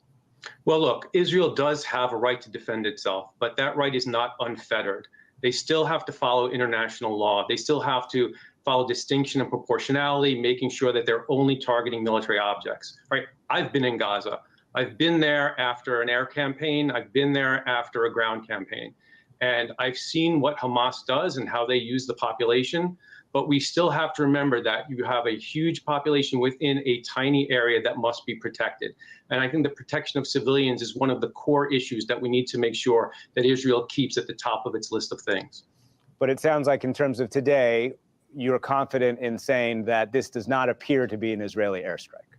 No, I don't think we've seen an Israeli airstrike here. When you look at Israel's response to this and them saying that this was likely a Palestinian rocket that had been fired and failed, I think that that is certainly a plausible response. The idea being that as that rocket was launching, it still had a substantial amount of fuel. And when it tumbled from the sky, that crater that we saw, which is actually more like just a small hole in the ground, that was created by the kinetic energy of something hitting. And then there was an awful lot of accelerant, right? Fuel mixed with explosives spreading throughout that hospital. Unfortunately, you had Palestinian civilians jammed into that tiny area because they were trying to seek safety from this conflict. And we have to ensure that this does not happen again. Mark Olasco, thank you very much. Thank you, Nick. Let's return now to the U.S. response to the Israel-Hamas war and President Biden's trip to Israel today. For that, we turn to Deputy National Security Advisor John Feiner. John, welcome back. Thanks for joining us. I want to begin with what the president said today about that hospital strike in Gaza yesterday, just to underscore it, because I think transparency is really important here. The president said it's based on U.S. intelligence that he can say that strike was not carried out by Israel. Is it fair to say the U.S. believes there is no way Israel could have been behind that strike? So what I can say at this point is basically exactly what the president said, which is that based on our review of our own intelligence on open source information, including photos and videos that people at the scene have presented on overhead imagery, on intercepts of conversations, we believe that Israel was not responsible for this strike, that initial reports were inaccurate. And, we endeavored not to jump to conclusions upon receiving those reports. We did our homework and our diligence to try to find out what happened to the best of our ability and urge others to do the same, because there are going to be many more incidents reported during the course of this conflict. As you've seen and there will be those who continue to believe that Israel was behind it, largely because Israel has carried out strikes on medical facilities and shelters and ambulances before. I wonder, what kind of commitment did President Biden get from Prime Minister Netanyahu to stop targeting and stop hitting civilian and medical facilities? So I think one thing that's very important to say with regard to the hospital is regardless of who ultimately was responsible for the explosion, and we've made our views clear, this was a horrific tragedy with a loss of life that is almost unimaginable. The president, first and foremost, is deeply empathetic human being. And so part of the message that he carried with him to Israel today was a solidarity and empathy to the people of Israel who have been through an enormous tragedy in the wake of these Hamas attacks. But he also brought with him empathy for the Palestinian community that is suffering right now in real time in Gaza, including many innocent people who were caught up in the attacks that took place last night. Did he get a commitment from Mr. Netanyahu that he would minimize civilian casualties? We have been very clear, and the president has been very direct, as he has said publicly in his conversations with Prime Minister Netanyahu, that democracies are strongest when they act in accordance with the rule of law, with the laws of war, with international humanitarian law, in particular during the conduct of military operations. That was a significant component of every conversation they have had, including the conversations that took place today. Tell me about the conversations over the hostages, the American hostages in particular. Does the U.S. want to see those hostages released before Israel carries out any kind of ground invasion? So the Americans who are caught up in this situation are foremost on the mind of the president and every single one of us. He has directed our entire team to put this at the very top of our list of priorities. We have sent expertise to the region, experts in hostage recovery, to consult with the Israelis, who will be in the lead on all of this. And we are going to do everything within our powers and our capabilities to try to get these people home. But this is a very difficult situation. Where these hostages are being, exactly where they're being held, is something that we are working on determining, but we do not have perfect visibility. We will share everything that we get with the Israelis and do everything we can, as the president told the families of some of these people who are in this situation in the conversations he's had directly with them. Well, the president said a short time ago on Air Force One that he had a long talk about alternatives to a ground invasion with Prime Minister Netanyahu. What are those alternatives? So I'm not going to detail operational conversations that the president had, not just, by the way, with the prime minister, but with Israel's war cabinet that has been assembled to help manage this military operation. Those are obviously the most sensitive conversations that take place between two governments. But one of the things the president did was travel to Israel, not just to show solidarity, although that was a very important part of his message, but to make sure that Israeli officials are thinking through all of the hard questions as they tackle what is, by all accounts, a very challenging military problem that they are confronted with, which is a terrorist organization that is hiding among a population of more than 2 million people. And the president is and our team, national security team, is working with the Israelis to try to think through how best to address this challenge that they face. So John, is that to say that a ground invasion is not inevitable? I'm not going to predict, and I'm not going to foreshadow what exactly the Israelis are likely to do when it comes to their military operations. Wouldn't be appropriate based on those conversations, and ultimately that will be a decision that is up to them. But this was very much a topic of conversation today during the president's visit to Israel. And what about the Americans who are trapped in Gaza? There are reportedly hundreds of them. How is the U.S. going to get them out? So we have been in constant communication with Americans who are resident in Gaza, some number of whom we know would like to leave. Getting out of Gaza is a challenging thing to do under the best of circumstances. In a conflict like this, it requires the forbearance of the government of Israel, which said today that they would work to allow humanitarian assistance in. That was a significant step forward that occurred in the context of the president's visit. But you also need Hamas to allow people to move within Gaza and to the crossing into Egypt, and then the government of Egypt to essentially open the door on the other side. And so we're working on all pieces of that diplomacy to get humanitarian assistance in, which the president said would happen soon, and get people, certainly American citizens and people who are wounded who want to get out of Gaza, out and out safely. When you say you're working on that, do I take that to mean that there is not currently a plan to evacuate those Americans, even as Israel continues its bombardment of that area? I'm not going to get ahead of actual developments on the ground, but we are working day in, day out to make sure that Americans who want to leave can leave, and we're going to continue to do that. In the minute or so we have left, I need to ask you about whether or not President Biden talked with Prime Minister Netanyahu about what happens after a potential ground invasion. I know you don't want to get ahead of operational details, but is there a conversation about who would take over that territory? So this is a significant challenge and a very difficult problem. It's something that we have done some thinking about inside our government. We know the government of Israel is thinking about it too, something that we will consult with them about, with other countries in the region that will have a stake in the future governance of Gaza. But we have not ourselves arrived at a perfect solution to this challenge, nor do we think that anybody else has. What the Israelis have said is that the status quo ante, the situation that prevailed before these terrorist attacks cannot be restored. They cannot live with that. And so that does leave open the question of what comes on the day after. And we're going to continue to work through that problem with them and with others. That is Deputy National Security Advisor John Feiner joining us tonight. John, thank you. We appreciate your time. Thank you. The West Eastern Divan was founded by the Palestinian author and scholar Edward Said and the Israeli conductor and pianist Daniel Barenboim. The founders said they felt there was an urgent need to look for new ways to address the Israeli-Palestinian conflict, and started with a workshop for young Israeli, Palestinian, and other Arab musicians. It has grown into an internationally recognized orchestra. Here now, an excerpt of that orchestra playing Anton Bruckner's Ninth Symphony, conducted by Maestro Barenboim.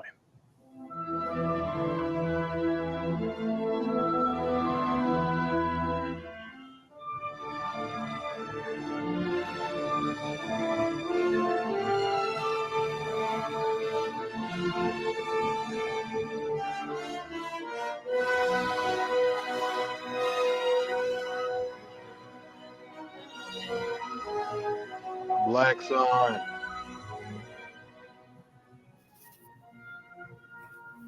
I think we can just take it off though, can't we? Say what?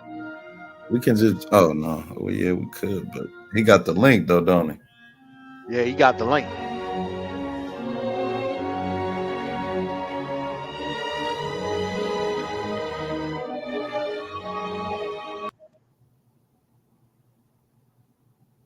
Blackson.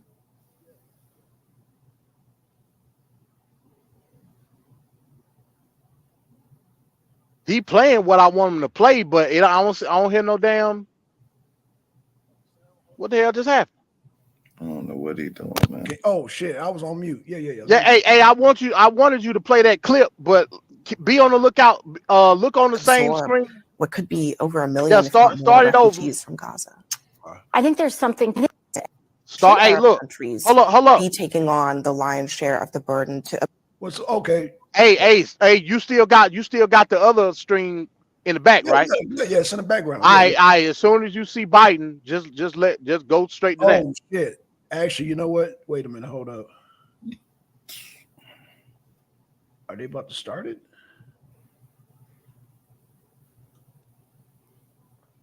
Oh shit! Look like they're about to start the shit. Hold on. All right, go to that then. Oh There yeah, you they're go. about to start it. Yep. And Put it on full screen. News special report, President Biden's address to the nation. I'm Amna Nawaz. And I'm Jeff Bennett. Nearly 2 weeks ago, Hamas terrorists attacked Israel with deadly surprise raids. Israel has responded with unrelenting airstrikes in Gaza. Since then, the violence has escalated and the death toll has mounted, with more than 5,000 killed on both sides. President Biden has just returned from a trip to Israel. He was also scheduled to meet in Jordan with its leader, King Abdullah, as well as with the leaders of the Palestinian Authority and of Egypt. But after an explosion at a hospital in Gaza and conflicting reports of who was to blame, Palestinian officials pointing to the Israelis, U.S. and Israeli officials saying intelligence shows the rocket came from Gaza, that Jordan summit was scuttled. Tonight, President Biden is expected to speak about the U.S. response to this war and the other war that has been a global focus for nearly 2 years, the war in Ukraine. But first, President Biden speaking from the Oval Office. We're going to have President Biden in just a moment, and he'll be speaking from the Oval Office. I'll be right back, yo. Good evening, my fellow Americans. We're facing an inflection point in history. One of those moments where the decisions we make today are going to determine the future for decades to come. That's what I'd like to talk with you about tonight. You know, early this morning, I returned from Israel. They tell me I'm the first American president to travel there during the war. I met with the Prime Minister and members of his cabinet. And most movingly, I met with Israelis who had personally lived through horrific horror of the attack by Hamas on the 7th of October. More than 1,300 people slaughtered in Israel, including at least 32 American citizens. Scores of innocents, from infants to the elderly grandparents, Israelis, Americans taken hostage.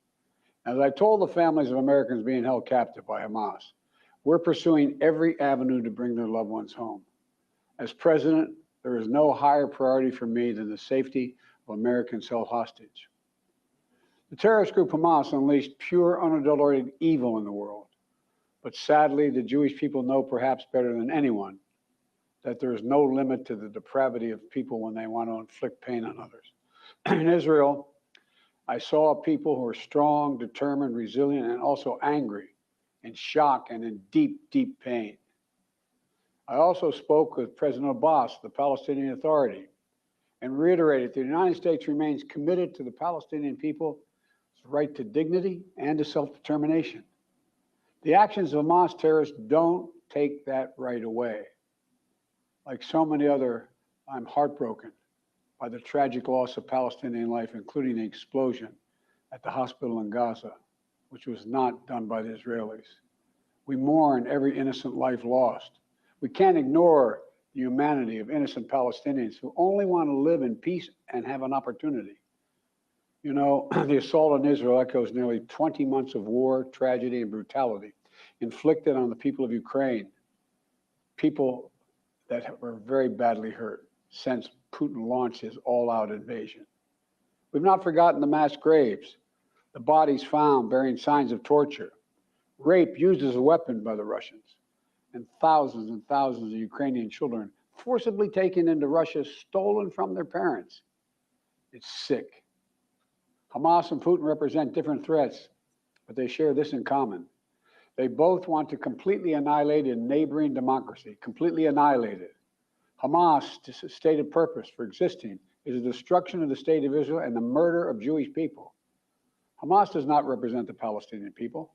Hamas uses Palestinian civilians as human shields, and innocent Palestinian families are suffering greatly because of them. Meanwhile, Putin denies Ukraine has or ever had real statehood. He claims the Soviet Union created Ukraine. And just 2 weeks ago, he told the world that if the United States and our allies withdraw, and if the United States withdraw, our allies will as well, military support for Ukraine would have, quote, a week left to live, but we're not withdrawing. I know these conflicts can seem far away. And it's natural to ask, why does this matter to America? So let me share with you why making sure Israel and Ukraine succeed is vital for America's national security. You know, history has taught us that when terrorists don't pay a price for their terror, when dictators don't pay a price for their aggression, they cause more chaos and death and more destruction. They keep going, and the cost and the threats to America and the world keep rising. So if we don't stop Putin's appetite for power and control in Ukraine, he won't limit himself just to Ukraine. Putin's already threatened to remind Poland that their Western land was a gift from Russia. One of his top advisors, a former president of Russia, has called Estonia, Latvia, and Lithuania Russia's Baltic provinces. These are all NATO allies. For 75 years, NATO has kept peace in Europe and has been the cornerstone of American security. And if Putin attacks a NATO ally, we will defend every inch of NATO which the treaty requires and calls for. We'll have something that we do not seek. Make it clear, we do not seek. We do not seek to have American troops fighting in Russia or fighting against Russia. Beyond Europe, we know that our allies, and maybe most importantly, our adversaries and competitors, are watching. They're watching our response in Ukraine as well. And if we walk away and let Putin erase Ukraine's independence, would-be aggressors around the world would be emboldened to try the same. The risk of conflict and chaos could spread in other parts of the world, in the Indo-Pacific, in the Middle East, especially in the Middle East. Iran is supporting Russia in Ukraine, and it's supporting Hamas and other terrorist groups in the region, and will continue to hold them accountable, I might add. The United States and our partners across the region are working to build a better future for the Middle East. One where the Middle East is more stable, better connected to its neighbors, and through innovative projects like the India-Middle East-Europe Rail Corridor that I announced this year at the summit of the world's biggest economies. More predictable markets, more employment, less rage, less grievances, less war when connected. It benefits the people, it would benefit the people of the Middle East, and would benefit us. American leadership is what holds the world together. American alliances are what keep us, America, safe. American values are what make us a partner that other nations want to work with. To put all that at risk, if we walk away from Ukraine, we turn our backs on Israel, it's just not worth it. That's why tomorrow I'm going to send to Congress an urgent budget request to fund America's national security needs, to support our critical partners, including Israel and Ukraine. It's a smart investment that's going to pay dividends for American security for generations. Help us keep American troops out of harm's way. Help us build a world that is safer, more peaceful, more prosperous for our children and grandchildren. In Israel, we must make sure that they have what they need to protect their people today and always. The security package I'm sending to Congress and asking Congress to do is an unprecedented commitment to Israel's security that will sharpen Israel's qualitative military edge, which we've committed to, the qualitative military edge. We're going to make sure Iron Dome continues to guard the skies over Israel. We're going to make sure other hostile actors in the region know that Israel is stronger than ever and prevent this conflict from spreading. Look, at the same time, President Netanyahu and I discussed again yesterday the critical need for Israel to operate by the laws of war. That means protecting civilians in combat as best as they can. The people of Gaza urgently need food, water, and medicine. Yesterday, in discussions with the leaders of Israel and Egypt, I secured an agreement for the first shipment of humanitarian assistance from the United Nations to Palestinian civilians in Gaza. If Hamas does not divert or steal these shipments, we're going to provide an opening for sustained delivery of life-saving humanitarian assistance for the Palestinians. As I said in Israel, as hard as it is, we cannot give up on peace. We cannot give up on a two-state solution. Israel and Palestinians equally deserve to live in safety, dignity, and peace. You know, and here at home, we have to be honest with ourselves. In recent years, too much hate has given too much oxygen, fueling racism, the rise of anti-Semitism, Islamic phobia, right here in America. It's also intensified in the wake of recent events that led to the horrific threats and attacks that both shock us and break our hearts. On October 7th, terror attacks have triggered deep scars and terrible memories in the Jewish community. Today, Jewish families worried about being targeted in school, wearing symbols of their faith, walking down the street, or going out about their daily lives. And I know many of you in the Muslim American community, the Arab American community, the Palestinian American community, and so many others are outraged and hearty, saying to yourselves, here we go again with Islamophobia and distrust we saw after 9/11. Just last week, a mother was brutally stabbed. A little boy here in the United States, a little boy who just turned 6 years old was murdered in their home outside of Chicago. His name was Wadiha, a proud American, a proud Palestinian American family. We can't stand by and stand silent when this happens. We must, without equivocation, denounce anti-Semitism. We must also, without equivocation, denounce Islamophobia. And to all you hurting, those of you hurting, I want you to know I see you. You belong. And I want to say this to you. You're all America. You're all America. This is in a moment, in moments like these, when fear and suspicion, anger and rage run hard, we have to work harder than ever to hold on to the values that make us who we are. We're a nation of religious freedom, freedom of expression. We all have a right to debate and disagree without fear of being targeted in schools or workplaces or in our communities. I must renounce violence and vitriol. See each other not as enemies, but as fellow Americans. When I was in Israel yesterday, I said that when America experienced the hell of 9/11, we felt enraged as well. While we sought and got justice, we made mistakes. So I cautioned the government of Israel not to be blinded by rage. And here in America, let us not forget who we are. We reject all forms of hate, whether against Muslims, Jews, or anyone. That's what great nations do. And we are a great nation. On Ukraine, I'm asking Congress to make sure we can continue to send Ukraine the weapons they need to defend themselves and their country without interruption, so Ukraine can stop Putin's brutality in Ukraine.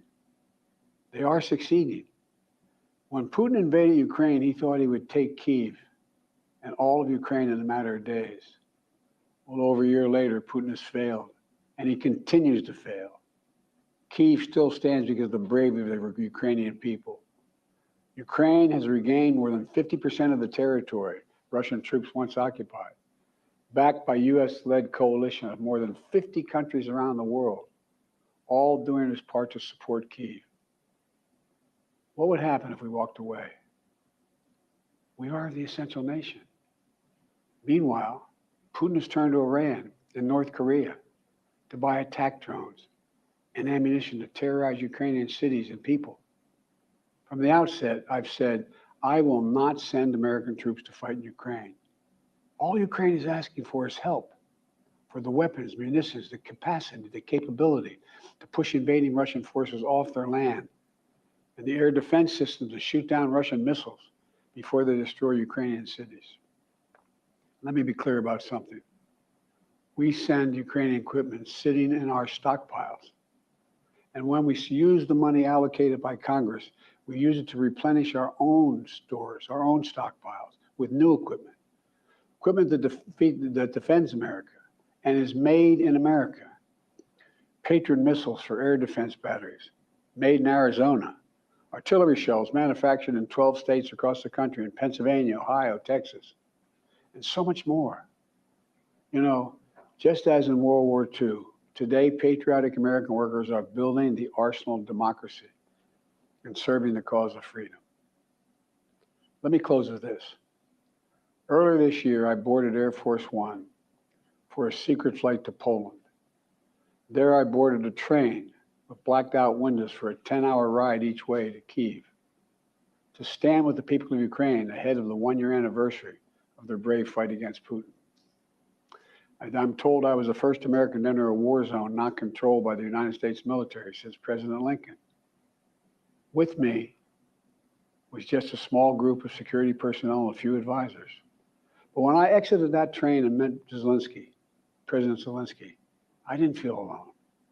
I was bringing with me the idea of America, the promise of America, to the people who are today fighting for the same things we fought for 250 years ago: freedom, independence, self-determination. And as I walked through Kyiv with President Zelensky, with air raid sirens sounding in the distance, I felt something I've always believed, more strongly than ever before. America is a beacon to the world. Still. Whereas my friend Madeleine Albright said, the indispensable nation. Tonight, there are innocent people all over the world who hope because of us, who believe in a better life because of us, who are desperate not to be forgotten by us, and are waiting for us. But time is of the essence. I know we have our divisions at home. We have to get past them. We can't let petty, partisan, angry politics get in the way of our responsibilities as a great nation. We cannot and will not let terrorists like Hamas and tyrants like Putin win. I refuse to let that happen. In moments like these, we have to remember who we are. We are the United States of America. The United States of America. And there is nothing beyond our capacity if we do it together. My fellow Americans, thank you for your time. May God bless you all. And may God protect our troops. President Biden there delivering an address to the American public from the Oval Office, weaving together the stories of Israel and Ukraine and the wars being fought in those nations right now. For analysis on more on what we just heard, we're joined here by our team. Nick Schifrin is here with me in the studio. Laura Barone Lopez is at the White House, and Lisa. Aye, Black Son. Hill. Laura, I want to begin with you and what we just heard from the president there. Joining those two nations and their current wars in this way, weaving them together in this way. Why? What do we know from the White House about why the president wanted to address both of those nations and the wars in this?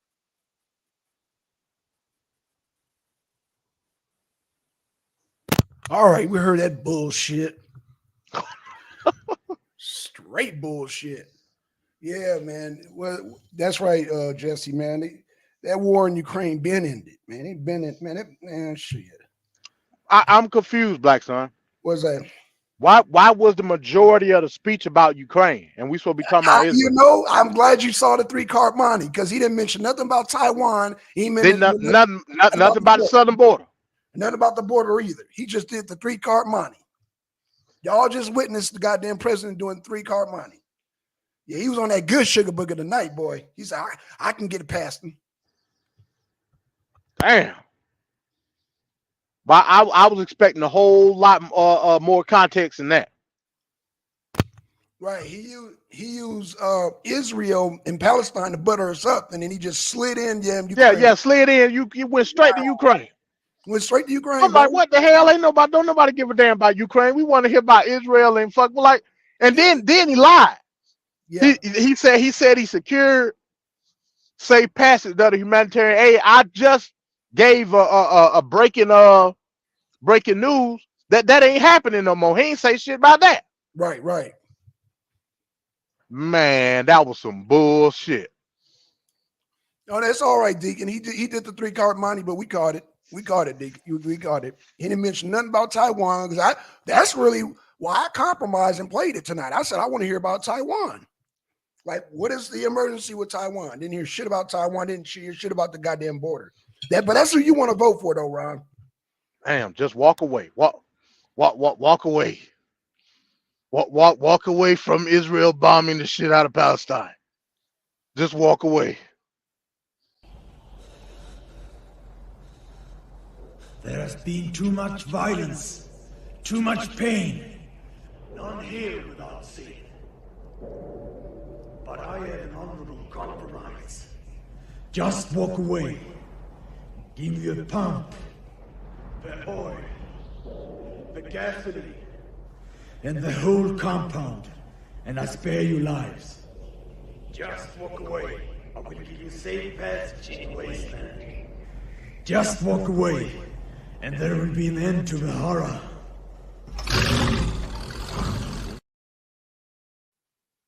Yeah. That's what he said. Hell, that's what Israel said. Hell, that scene that looked like Gaza too. Actually, that scene looked better than Gaza. just walk away. Yeah. We give you some change, give you a couple of bowls of rice and some water. Just walk away. The rest of the money goes to Ukraine.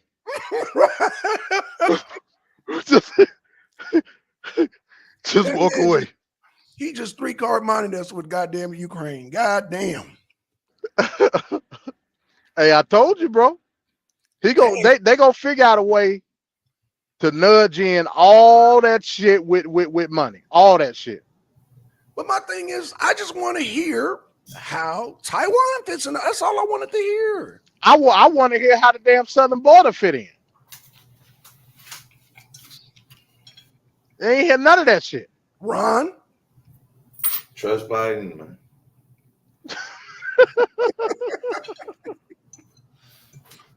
No, I had to step out. I ain't even get to hear what he said. He did a 3-card. Nothing. As we thought. He said a couple sentences about Hamas and Israel and replenishing the Iron Dome. Then he went straight to Ukraine. He talked about Ukraine. That was the bulk of the damn speech. What? Were he giving some more money to Ukraine? Yeah. He talked about the aid package, but he only talked about Israel, Ukraine, and the little bit of change that they're giving to Palestine, and that was it. In fact, he only used Israel and Gaza to butter us up. That was a butter up. That was the monologue. Yeah, that was a butter up, man. Shit. Then went straight the to bulk of that speech was Ukraine. Yep. And Putin. Yep, Putin. Right. He said Putin about 50 times. No way. Don't say that, please, man. Watch the replay. I'm gonna have to watch the replay. Yeah, he did the 3-card money. Nothing about no border. Nothing about goddamn. Well, he was set to talk about Hamas, right? So he wasn't going necessarily. It wasn't like he was giving a State of the Union. That was only to butter us up, son. Oh yeah, he did talk about a two-state solution, Deacon. Yeah, you're right. He did mention that. Then after that, which I already knew because he had already said that. He did. I mean, but first and foremost, we shouldn't be over there anyway. Ain't no other political. I mean, he should be condemning the acts that are over there. But after that, he should be like, but y'all got to handle y'all's business. He did. He condemned the goddamn bombing of the goddamn hospital on Hamas. Oh, so now, do they still have an accurate report who bombed that hospital? Or are they still? According to Biden, it was the other team. Because I'm hearing some conflict about it. At least that's what Netanyahu told him. Well, that's what Biden said. What does Netanyahu say? Is he gonna say, "Yeah, we bombed it, my fault"? It ain't like he gonna say that either. So, well, we just Biden giving them reparations, so it's all good. Right. It's all good. How we giving them reparations? We ain't never did nothing to them. Shit. Exactly. Hell, according to white folk, slavery didn't. They ain't never had shit to do with slavery either. Right, exactly. But they're giving reparations. They ain't give us no reparation. Your guess is as good as mine. All I know is Palestine getting reparations and bowls of rice and water. Yep. Man, that's and hell, he lied about that because like I said, that deal ain't even go through. So he sat up there and lied. That made me think that it was pre-recorded, but looking at it, I don't think it was. You seen at the beginning. I guess he was looking at the cameraman like, do I go now? He looked at the cameraman like, do I go now? So I think it was lying. Okay. But that go to show you how fucking ill-informed he is, because the reports came out prior to him going on camera that Egypt and fucking Israel couldn't come to an agreement. The shit ain't happening tomorrow. Right. Man, that might be pre-recorded then, MD. It could have been. It could have been pre-recorded. Yeah, bro. Because he was way off track with a lot of shit, man. I was like, oh, wait a minute. He was too focused on Ukraine. He was, yeah. Yeah, he was very focused on Ukraine, bro. That shit just killed me, bro. I'm sitting here thinking that Ukraine was gonna be the least that he talked about. Shit. That's what I thought. I thought it was gonna be damn Taiwan. Damn. He ain't mentioned Taiwan at all. No, he didn't mention the border Like, at all. bro, what the fuck? He should mention that damn border. Shit. That's what he need to mention. Hey man, yeah, that was whack, man. Yeah, that was whack. That was whack. I'm with Black Son tonight. I'm going with the polls. His approval numbers just dropped. Yeah. His approval numbers just another dropped. 6 points. Another say you want to put some money on that, Ron? Another 6 points. He just dropped. And you're about to lose Pennsylvania because you know him and Trump are neck and neck in Pennsylvania. They had a dead heat, but every other damn swing state is like 3 points. Yeah. I ain't arguing with Black Son tonight after that. Fuck it. I'm with the polls now. Fuck it. Ron? Maybe the Democrats will get somebody else. Man, Well, hell, I'm glad you mentioned that. Well, it kind of is, but actually, we're gonna do a show on Monday, and man, Kennedy shocked the world, bro. He shocked the world, but I'm gonna save it because I know MD wants to get into it, but he shocked the world, bro. I don't know if you heard, Ron. Yeah, about the reparations. Yeah, bro. He about to move Kennedy about to move that needle. You don't think that's gonna bring some black Trump supporters on over? Because Trump ain't talking about reparations. No, but black Trump supporters, the MAGA, they not really, they pick you up by the bootstraps. So they're not going to affect those black voters. You know what I'm saying? Now, it's like it'll hurt Biden more than it'll hurt Trump. Trust me.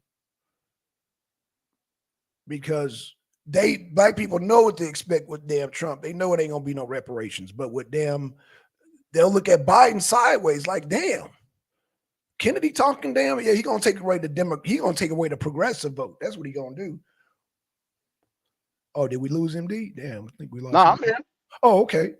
Hell, you are reparations expert, man. Hell, jump on in. I'm gonna save it for Monday, man. I'm gonna save it for Monday. Okay. That's what's up. Okay. All I'm gonna say is, like I said, Marianne Williamson. That's still, for the time being, that's still the person that I'm gonna vote for in the primary.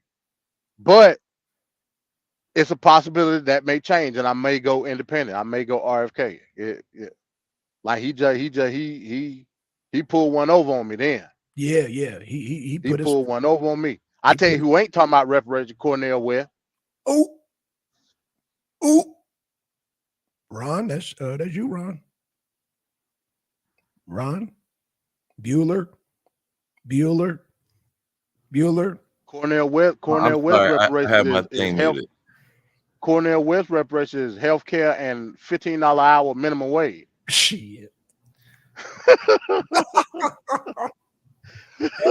That'll kill that debate. Shit. Yeah. I already know who's gonna win that debate. Shit, with the black folks. Yeah, shit. You can't even live off $15 an hour right now. So what that's supposed to do? Hell, if you under goddamn Cornel West's plan, he'll make it work. Shit, it's called socialism.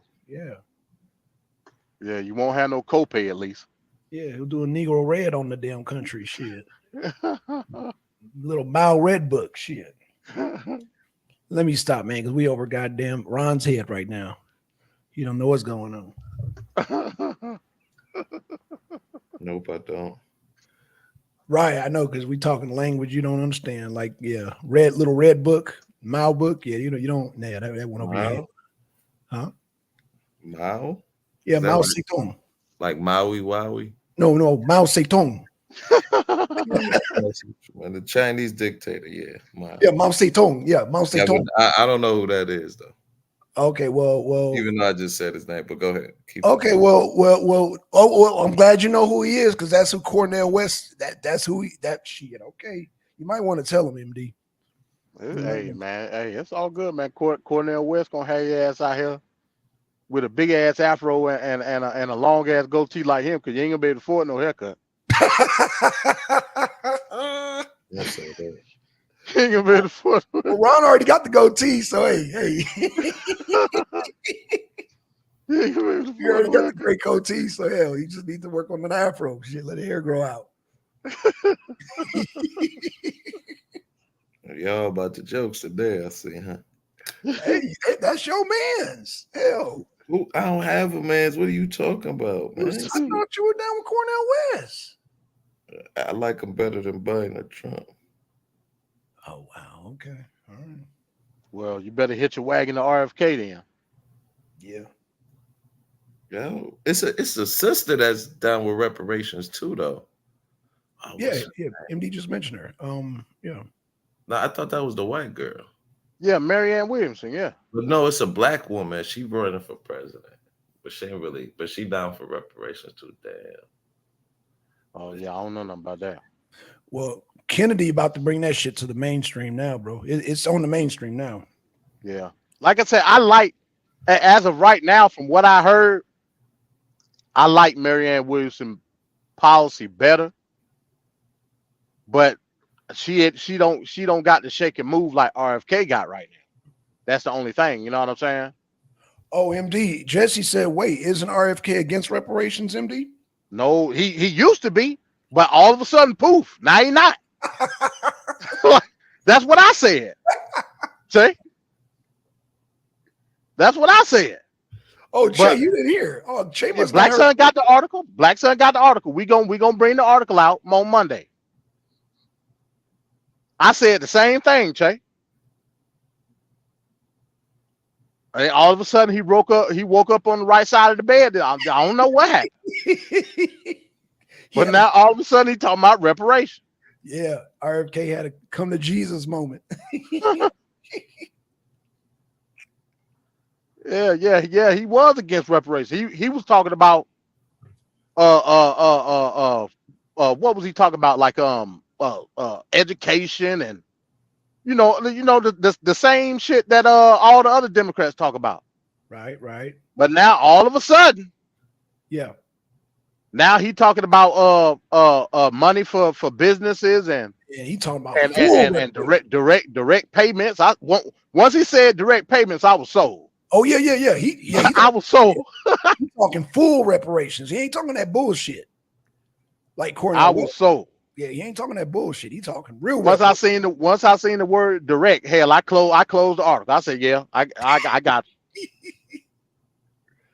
Hey Kelly, what going on? Yeah, man. Yeah, I had to pull over when I heard that. I had to pull the truck over. I said, oh, wait a minute. What the hell? Yeah. Like I said, man, it shocked the hell out of me too, Che. Because he damn sure wasn't talking this 6 months ago. Jade Simmons. Ron Che said Jade Simmons. That's who you talking about? Yeah, I think it might be, man. I gotta look it because I seen this maybe like 2 or 3 months ago. But it ain't like she got a lot of steam behind her. Damn. Right. Hey, Ron, did Tim Scott drop out the race? I haven't heard anything. Did he? Man, remember we were talking about that earlier, Black Son. Let me look. Yeah, I just heard a lot of them lost their donors, man. A lot of them they like, man, what's the use? Oh well, if they lost their donors, then they out to race. Shit. Hey, that's what I'll bring it up the article if you want. I mean, yeah, I know we ain't got time tonight, but yeah, Chris Christie's donors are talking about backing out. Who else? Oh, Ron DeSantis, his donors talking about backing out. When I Google it, it says this information is changing frequently. I never really seen that before. Oh, Kelly, you talking about Kennedy? Yeah, Kennedy. Yeah. Somebody dropped out.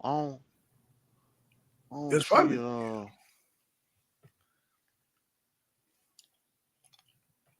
because I seen it, and then they said they endorse Nikki Haley. Yeah. Kelly, we're gonna bring the article on Monday, so you could double check the source because I heard it today. I had to pull over. I was like, wait a minute, yeah, Kennedy's all in with reparations. He's all in. He is all in.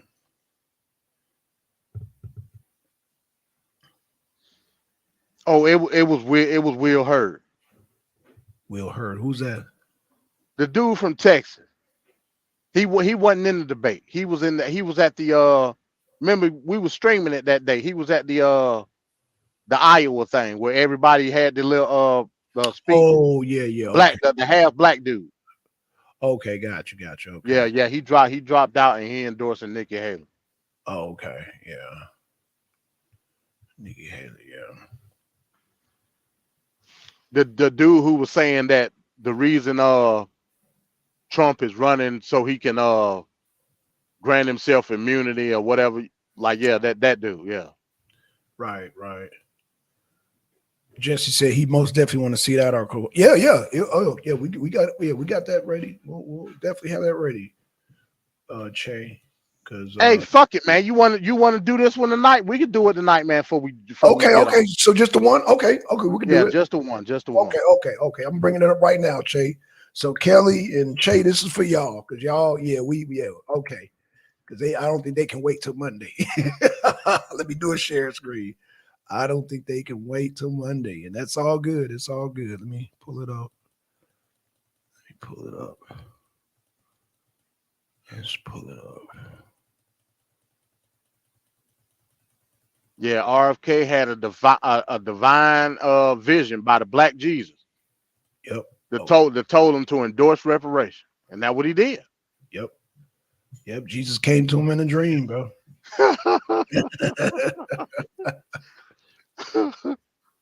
Okay, Che and Kelly, this is the Washington Post. And this I read it. It's all good. Okay, cool. Just make sure it's big enough for me to Okay, let me blow it up. Okay, it's okay. Can you see it? Yeah, I can see that. Okay. Yeah. This from the New York Post, y'all. RFK Jr. comes out in favor of reparations, carving out lane to Biden's left. Ooh. October 18th when this was published. Yep. So it's brand new off the press. Hot off the press, y'all. Hot off the press. Here we go. All right. Independent presidential candidate Robert F. Kennedy Jr. supports issuing reparations to the Black community, making him the most prominent 2024 candidate to favor the controversial policy meant to atone for slavery and legal segregation. President Biden has largely been silent on the issue, leading to frustration amongst the far left.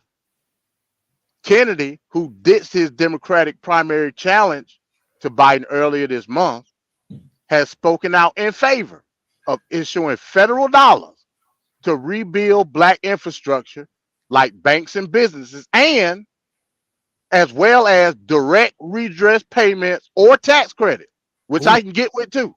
Right. Rather than no string cash giveaways. Communities that were specifically targeted for destruction need to be specifically targeted for repair, he states on the campaign website. During Jim Crow, Black banks, businesses, hospitals, schools, and farms were targeted for destruction. Fact. Racists knew that without these, the Black community had no chance of building wealth. We must set federal dollars aside to rebuild Black infrastructure.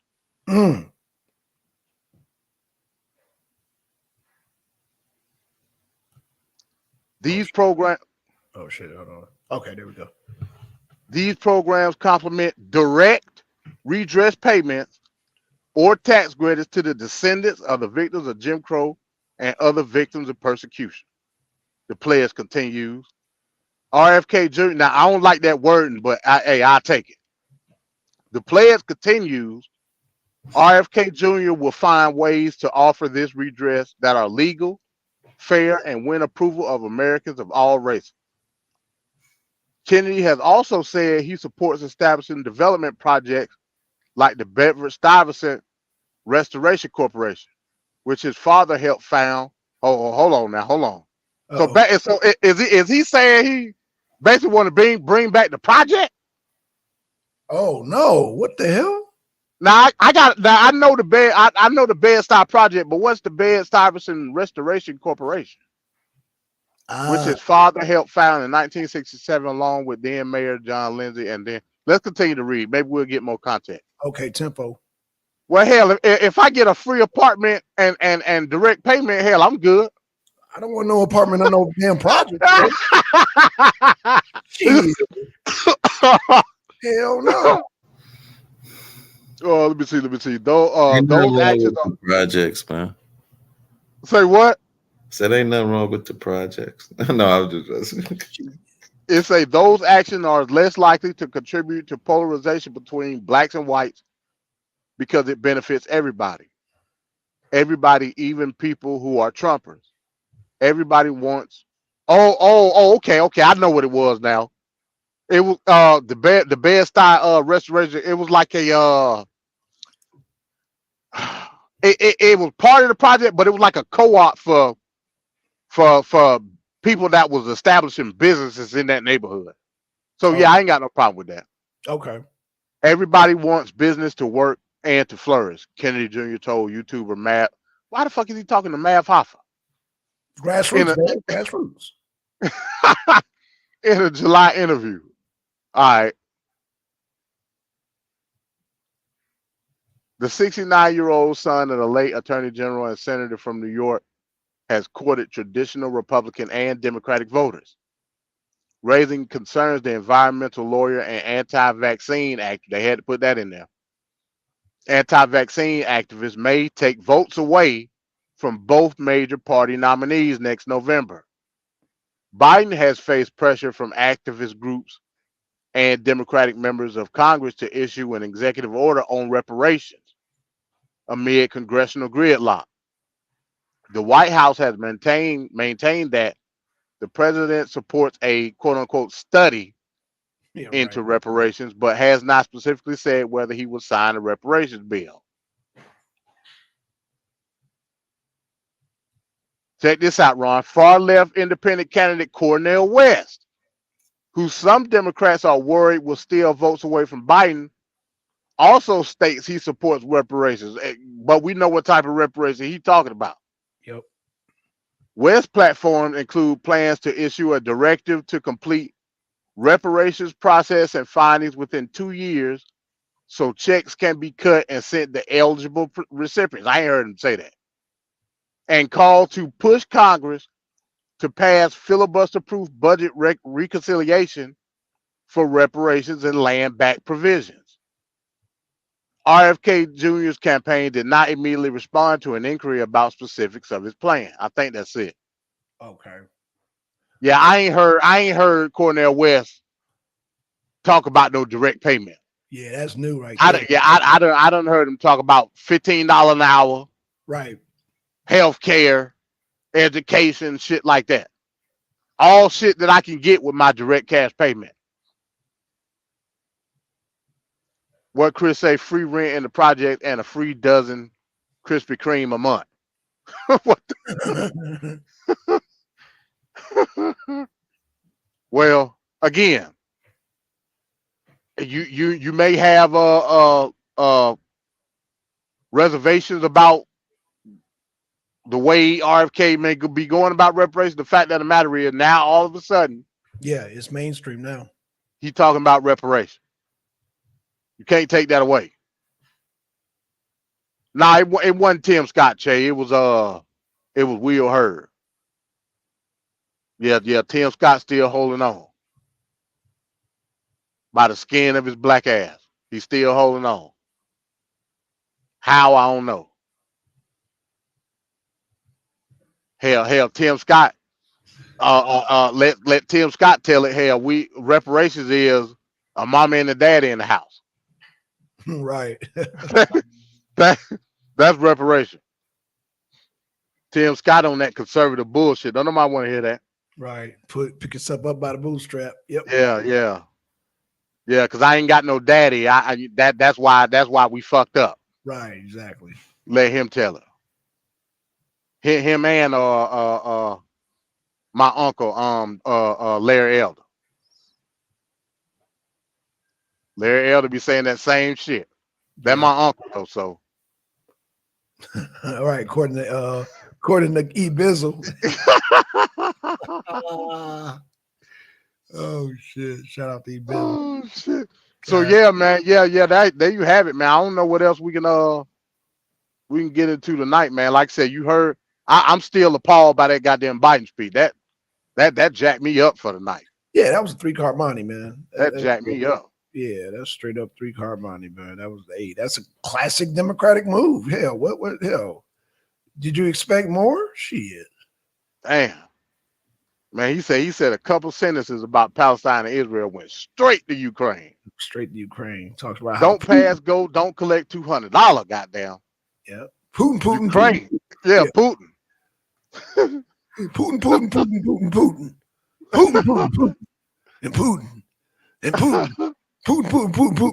Yeah, bro. Oh shit. What did he say? He said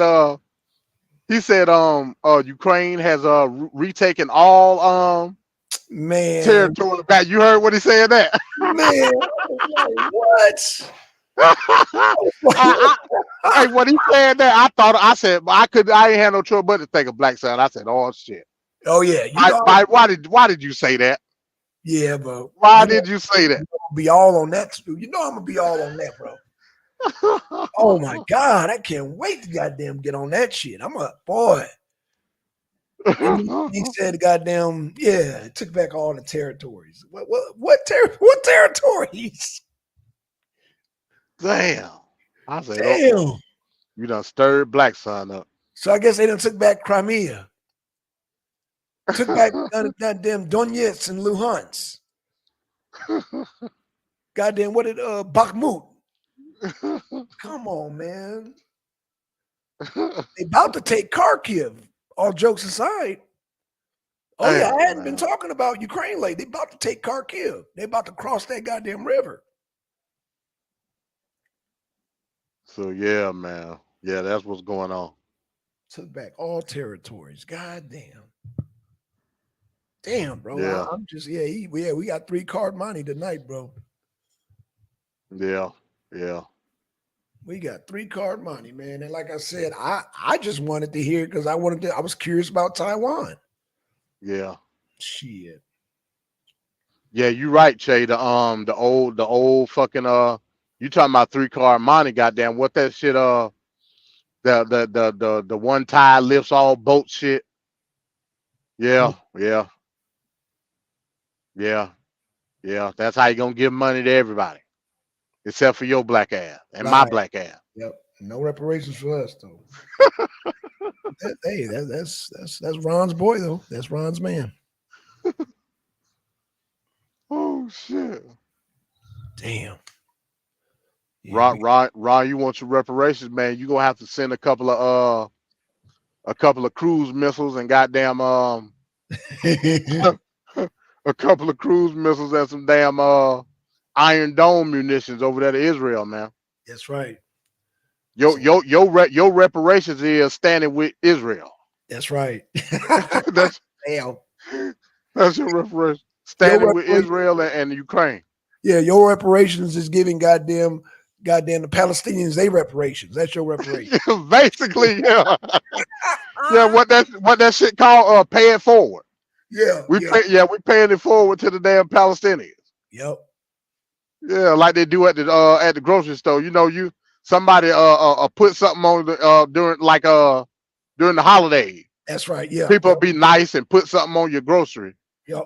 They'll be like, that person just paid $50 on your grocery. Oh, pay it forward. Damn. We just paid our reparations forward to Palestine. You sure did. Thank you, Biden. Thanks, Biden. Yeah, 3-card money tonight, yo. Damn. Whew. Oh shit. And it's sad because they ain't getting no direct cash payment. They getting a bowl of rice and some water. Yep, exactly. And a couple hours of electricity. Right. Maybe some sack lunches. Yeah. Shit. Yeah, they get replenished before Israel start back bombing the hell out of them. Yeah, some halal sack lunches. Halal.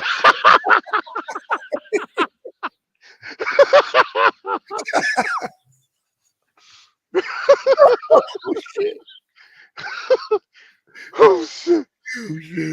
Damn, man. He said some halal sack. Well, at least it's halal, goddamn. Damn. Damn. Whoo, shit. Shit, you would Stone Mountain. Hell, they probably getting the orders ready right now. Right, yeah. Yep. They probably get the orders ready right now. Oh yeah. Oh yeah. It's a halal pizza place on Memorial Drive. I love that fucking place. Damn, what's the name? I ain't been in a while. It's right there in the plaza where across the street is the Publix. Now this way up. This ain't on your side of Stone Mountain. Oh, you talking about near like the farmers market, that area? Yeah, close to that. Okay, yeah, that's way up. Yeah, yeah, that's definitely down the street is the Walmart. It's on that side yeah, of Memorial that's Drive. I know the side. Yep, near Yeah, Columbia Drive, near that area. yeah, far. Yeah. But yeah, by 285. Okay. Yeah, it's a halal pizza place. Mm. They got some pretty good pizza. Okay. But yeah, man. So that's what we got going, man. That's all I got for tonight, man. Well, shit, I'm glad we present because Kelly and Che didn't know about it. Damn. Yeah, I'm glad that we presented it at y'all too. Because I like I said, I heard it. I had to pull over. I said, "Oh, Kennedy, what? Shit." Yeah, it's like his whole flip done script since he done went independent. It did, bro. That made me do a double take. I ain't gonna lie, bro. I did a double take when I heard about it. He's trying to get everybody. Yeah, and he's gonna take some Trump voters too. No, I doubt it. But don't doubt it. He's gonna take some black Trump voters. Man, I want to see him and Cornel West debate. That's what I want to see. Yeah, me too. I love to see that shit. Yep. Yeah, but according to that article, now goddamn Cornel West flipping the script now with reparations. Man, that's some bullshit, bro. I ain't heard Cornel West say no shit like that. Right, exactly. Okay, so you take it with a grain of salt. I done heard people talk about reparations with Cornel West, and that he say the same shit every time. Right. Education, $15 an hour. Right. Goddamn health care. All this type of crazy shit. Don't nobody give a damn about none of that shit. Cornel West and Negro Red, we know what you really want. Yeah. You want the damn proletariat to damn take over. Yep. And shit be rationed out. That's what you want. Exactly. Be like damn black.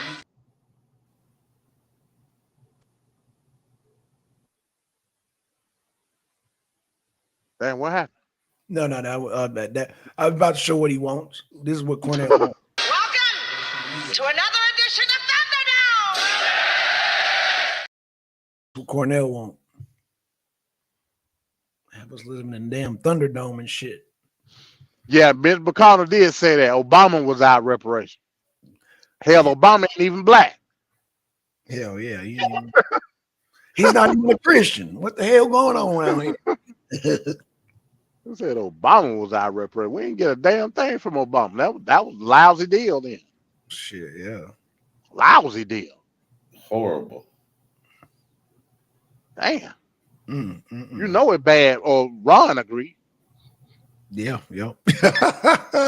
That's right. Oh yeah, man. I mean, the only reason why I voted for Obama for real was because of Michelle. I was like, okay, he got a black wife. Okay. But if he had had a white wife, I'd have been like, oh no, he just like the rest of them. Man, I done heard this argument, man. Do you think now I'm just talking about from a legal perspective. I know Obama was a senator and all this shit. Do you think from a legal perspective now, Obama Michelle was more qualified than Barack? You mean on paper? On paper, yeah. No. You don't think so? Because he was a constitutional scholar. So what practice was Michelle in? Because he was a lawyer too. I don't think it was constitution though. It was like more operations, right? He ran a hospital or was in charge of some part of a hospital. But you know, like I think Barack actually studied the Constitution. That's the only thing I would want up him on. You know what I'm saying? It's Yeah. like that's what he made you. You know what I'm saying? Man, I keep seeing these damn stories on my timeline on Twitter talking about what's the little girl's name? Malaya and damn man. So they basically some freaks now, is what they is. Oh yeah. How old are they? They like in their 20s. They ain't older than Now, 20. now I ain't gonna front that the younger one, Malaya. Now Yeah, she's stacked. yeah, she bad. She The other she's one stacked, look packed, like ready to attack. Barack, bro. The other one look like Barack. Yeah. She don't look as good as the dark skin one. And she be showing it too. Be out smoking the weed and Damn. have got her titties out now. But she bad though. I ain't gonna front. She bad. But She yeah, bad. I hope they But yeah, the other one, yes, the other one look quirky. I don't like. She all tall and lanky. That's Barack's baby right there. I don't know about that second one, but that first. Now let me stop. Damn. But Hey, I wouldn't put. Hey, she is a black woman, ain't she? I wouldn't put it past. She was probably getting her cheek clapped somewhere. I wouldn't put it past. Because she a black woman, though.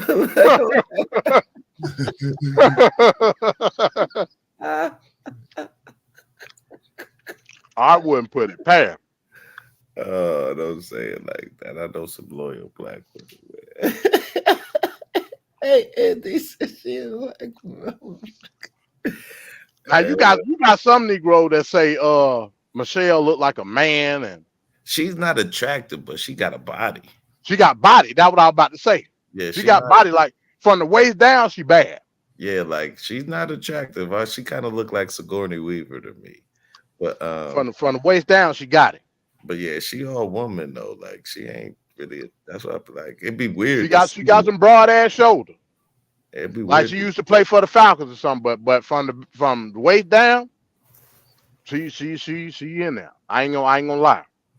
Yeah, it seemed like she down for him too though. Yeah. I was just joking. Yeah. Michelle, she with the shits. That's for sure. Yeah. Just think if she was running though. Oof. Yeah, hot. Black son wouldn't be able to damn cope with it. It would be old Trump would be like, you know what? Fine. She's gonna sit out as Noah win against Michelle. They're gonna cheat me. It's a black woman. I mean, how can they not? Right. Oh shit. Yeah, man. So yeah, that's what we're dealing with, man. That's what. One more thing before we go, Black Son. I wanted you to play that clip with AOC. Oh, okay. Got one it. last thing. I got it. Here I go. So wait, hold on. Before, what's going on with Jim Jordan? He's not gonna run again, or he is? So apparently, he want to pause the voting. He want to pause the rounds of voting, so they can give more. So they can go for a vote to expand the power to McHenry, so they can get back to work legislatively. If that makes sense. No, that don't make no sense. So basically, the pro temp, Patrick McHenry, right? He really don't have no power as a legislative body right now. He just there. Right. Jim Jordan, cause the Republicans is bullshit. So Jim Jordan like, hey, look, fuck it. Like, don't worry about voting right now. This is what we need to do. We need to put a vote together to give more legislative power to McHenry so we can get back to work. Remember, Biden just said he wanna bring a bill to Congress tomorrow. You can't do that without no speaker.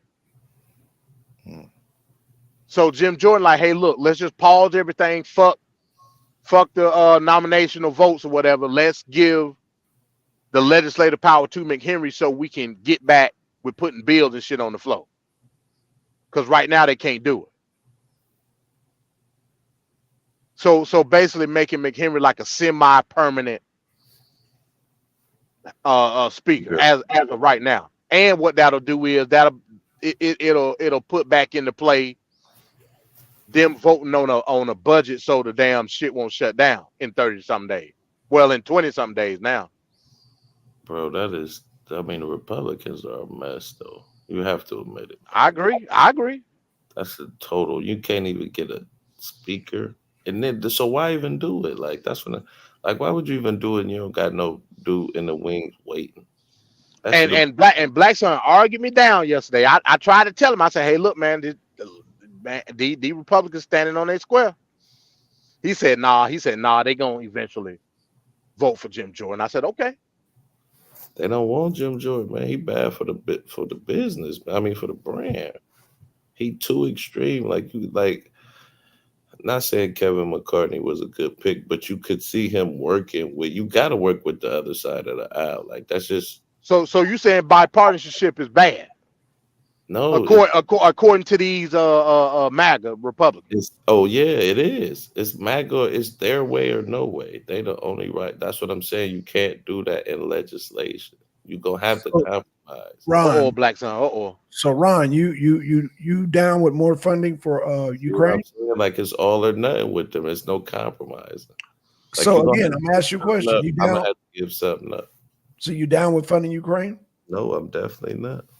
Yeah, definitely. Neither is MAGA, but okay. Are you down with? There's a lot of Democrats who feel that way, so it ain't just a MAGA issue. That's what you make it seem like. Just because MAGA for it, that means everybody should be for it, and y'all thought of it. No, man, come on, man.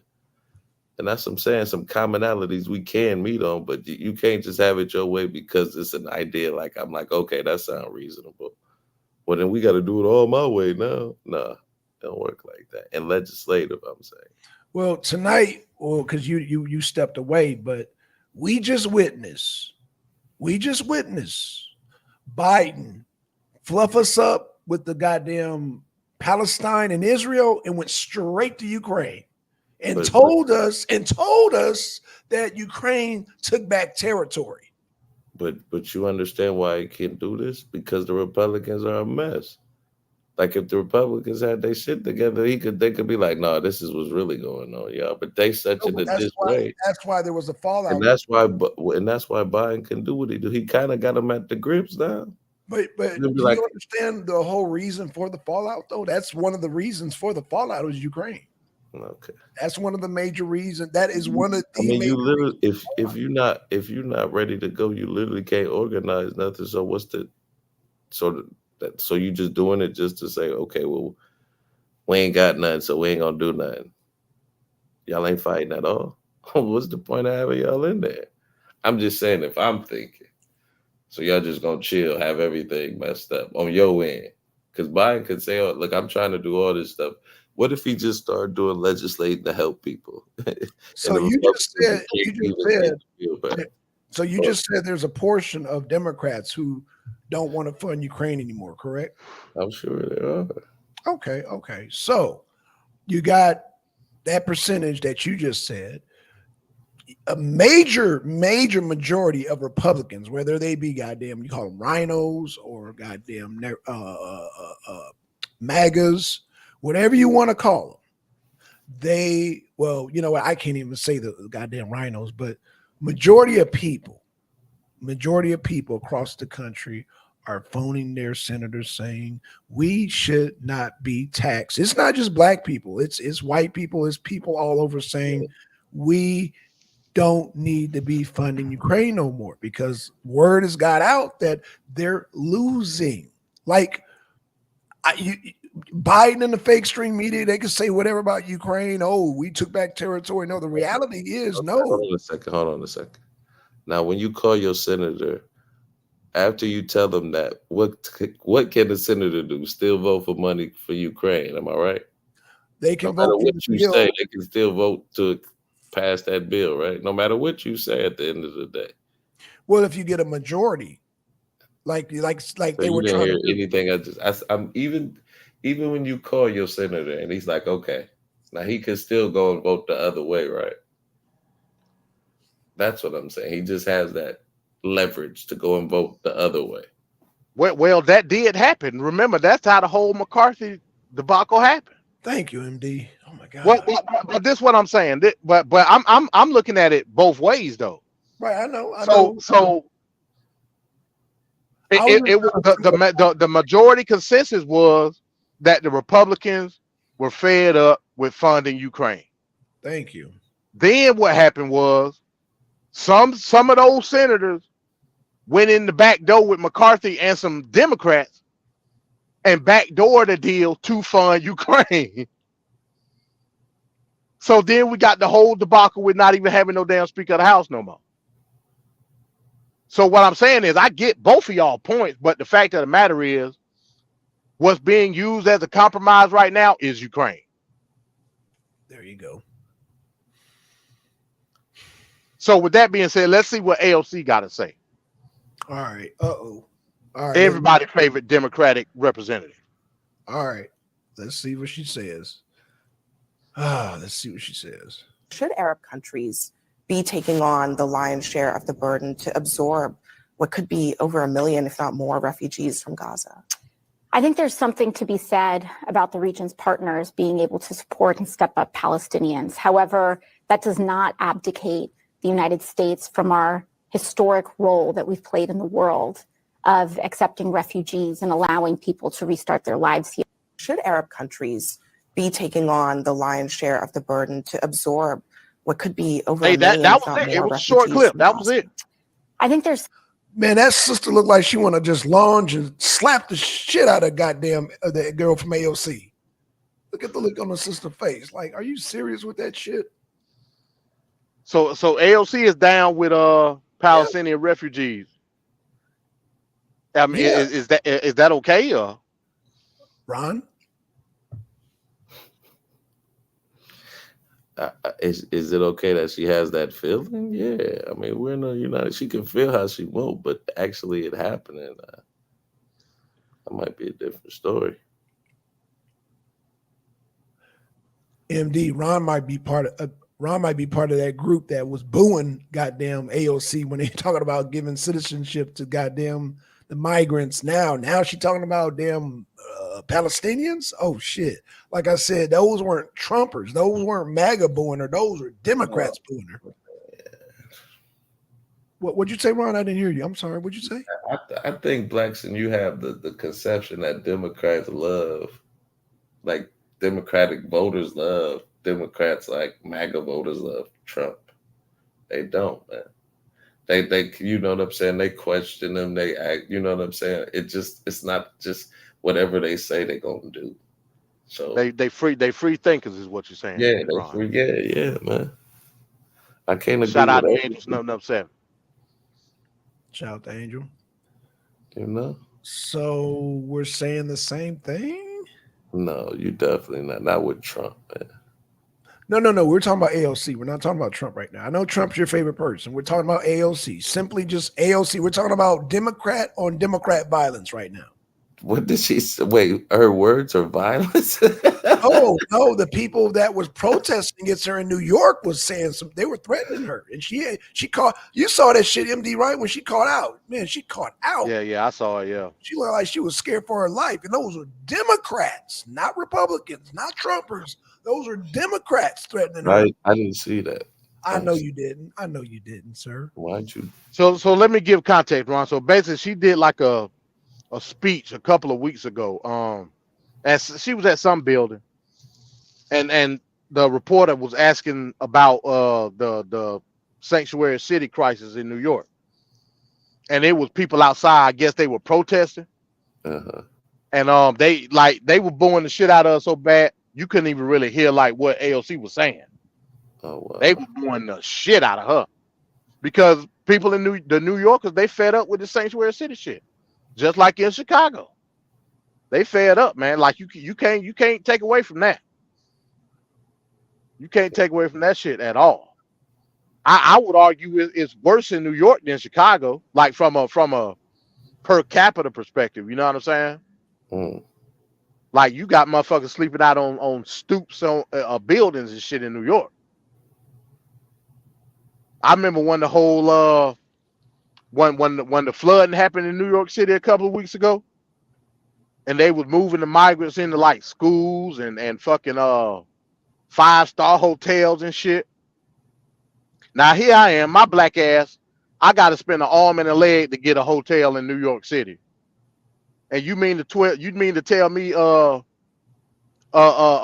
Venezuelan Venetio can get a 5-star room just cause?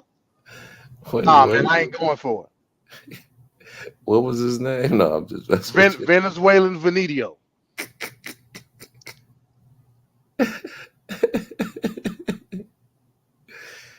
And the living conditions so bad, hotel staff complaining. They got fucking hot plates and all type of shit in the hallways, warming up tortillas and shit. Damn. Creating fire hazards.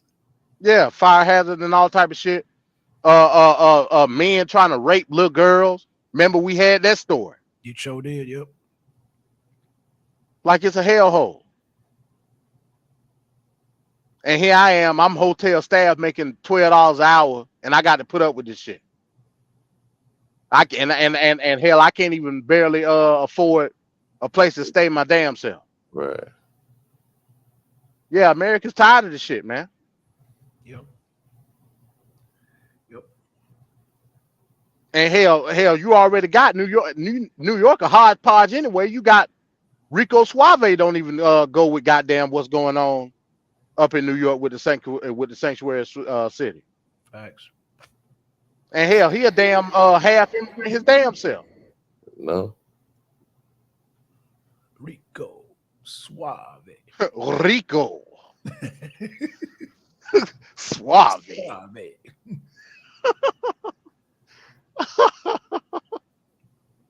So yeah, that's what we're dealing with, man. But yeah, that's all I got tonight, man. Great show tonight, y'all. Great show. Yes, sir. Yes, sir.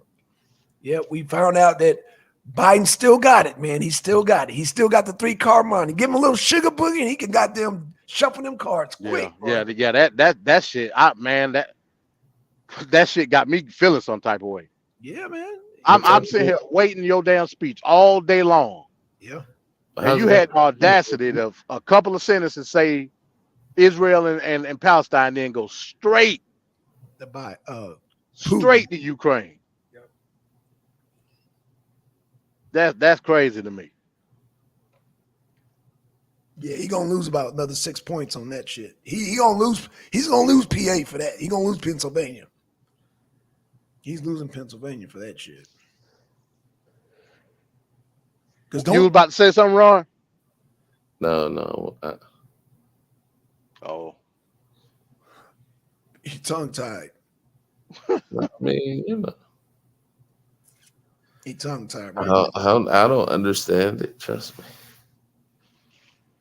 Then Biden sounded like he had half pneumonia, a coughing up phlegm every goddamn 5 seconds. Sugar booger.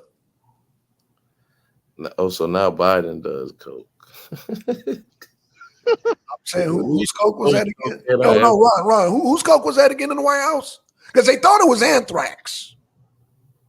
Man, I said it was Hunter Biden coke. Like father, like son. White drug. It could have been any of them white folks up there. That high pressure job. They probably doing lines in the bathroom and shit. Right on classified documents. Damn. So now you justifying the sugar booger? I am not. I'm just saying. Everybody run justifying the sugar booger. No, I mean let's be realistic. Coke is a white drug usually, right? Sugar booger. So you're justifying the sugar booger. Like, sugar booger. Oh my god. Sugar booger. Oh, nose candy. With nose candy, sugar booger, it's all the same. They thought it was anthrax, Ron. I don't remember them saying they thought it was anthrax. They came in there with hazmat suits on, Ron. They came in there with hazmat suits on. They didn't know what the fuck that shit was. No, but did they initially? I mean, I understand, but they didn't say, "Yeah, we know it's anthrax." They were just trying to be cautious. So. Yeah, it was a precautionary method, but still, like they noticed. That's how blacks are trying to make it. They thought it was anthrax. What they talking about? Okay, they had hazmat suits on, like MD said. So yeah, it ain't like they walked up to it like on the on the old 80s cop shows and goddamn took a bump of it to find out what it was. fucking put their pinky in and then put it spread it on their gums. Yeah, that's cocaine. Oh yeah, that's pure Buktogi. Columbia. Oh shit. Yeah, he ain't like the damn did Tony Montana to it. Right. So get the Miami knife Vice, and right. in the brick. Get the knife. Yeah, that's it. Like they sampled the shit. Let me see. Let me see this. Let me see this shit. So when they gonna vote again for a speaker then? After they get the budget solved? I think me personally, I think they not gonna vote again until after they get the budget right. After they avert shutdown, then that's when I think it'll come back. That's crazy how they can't get. It all evolves around Ukraine, just like tonight. But I'm just saying though, that's even more reason to have your shit ready to go. But again, you know, I get what Black Sun's saying, but I'm telling you, when they finally agree on the budget, Ukraine will be part of that package, no doubt. No, MD, I understand that, but what I'm saying, just like when we talked about Trump getting back in office, there's going to be a time limit on that shit. And that's not gonna happen, Black. It's gonna happen, bro. Sidney Powell just killed that, okay? No. I doubt that. And she ain't gonna be Ron say Trump going to jail. Basically, what he's saying. No, Okay. Let's play the game. Let me play the game. I'm gonna play the game right now. I'm gonna end this once and for all. Going to jail. Ron, is it illegal? Okay, does being a felon disqualify you as being president? It should. It should, but it doesn't. When you that's checkmate, sir. That's checkmate. That's checkmate. It should. Like that shouldn't even have to be a law in America. If you're a felon, you shouldn't be able to be president. Just because I'm a voter, I had that. I'm gonna take that power away. Keep the defendant silent. You shouldn't have to have no law. Like if you need a law for that, why we even got a president? You should just have a Overrule the Constitution. Keep the defendant silent.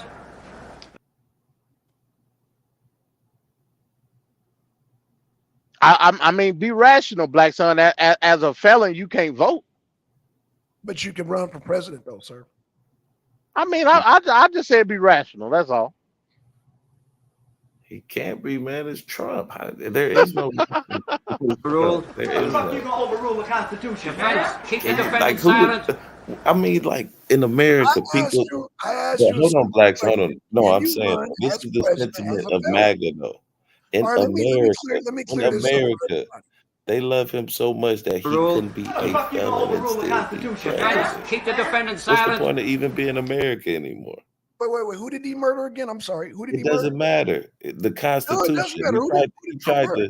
He tried No, Ron. Who did he to murder? break the Constitution. Who did Trump murder, sir? He tried to murder, attempted murder on the Constitution. No. Who did he murder, sir? Attempted murder on the living, breathing article that is. Okay, you just tried to murder the Constitution. You know you could be a felon and run for president, sir. I didn't say you couldn't. I'm just saying, as an American, as a voter, I should take. Ruled. How the fuck you gonna overrule the Constitution, man? Keep the defendant silent. All right, y'all. So Ron just spoke. He said basically his opinion. He gave us his opinion, but no, it's a fact. And we hear a lot of opinions, but no. The fact is, you can be convicted as a felon and still run for president. This is a fact. I didn't say you couldn't. I did not. I simply asked you and you danced, or you danced. No.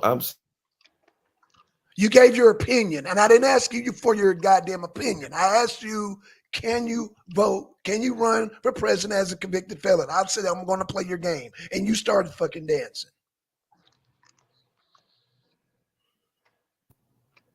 A lot of people started dancing when it's simple.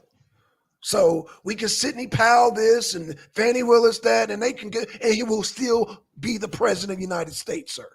You hear this vigor, this passion that he has for this man. And you know what? And people with the polls have the same passion, sir. Listen, you about to sound like you're about to lose your voice, man. That ripped your shirt off. Trump forever, you hear me?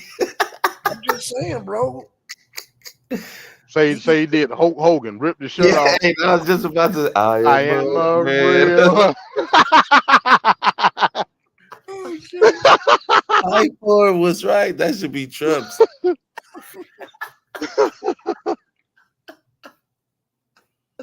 But no, I'm just saying, man.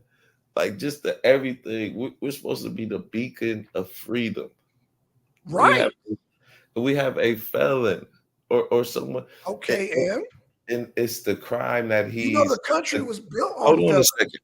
I know. I'm saying, but we're So in, what are you saying? in 2023. But I'm saying, and then it's the crime that he's accused of doing with the documents, with the election, like the money stock. I want to say I could care less, but like the stripper and you know what I'm saying, that's business. But I'm just saying those like the government shit. With trying to avert the election and hiding those documents, that's something like no, you don't really care about America. You just want it for yourself, man.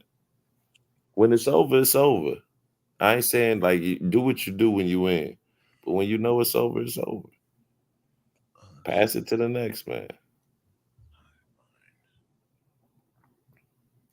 Well, majority of people of America disagree with you. No, it's not. No, but the other majority don't want Trump either. So like, So then both. we will go to the polls and Hold we on a will see second the though. results. Stop for a second, Blackson. Like that's what I'm saying. As Americans, we got to be logical. Half of the country doesn't No. want. We Wait, no. We nothing, my friend. No. yeah, so we're not Americans. So you won't even let me We finish. nothing. We nothing, sir. Hey, No, hey, because you said we. I had to correct that, sir. I had to correct Tiger, we're Americans. You're not an American.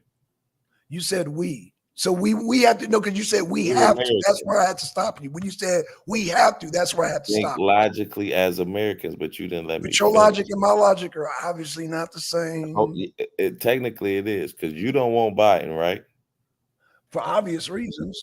I want Trump. So all of America doesn't want either one of these white men as president. But these are the only choices. No. Let me debunk that right Okay. now, sir. Okay. Let me debunk that right now.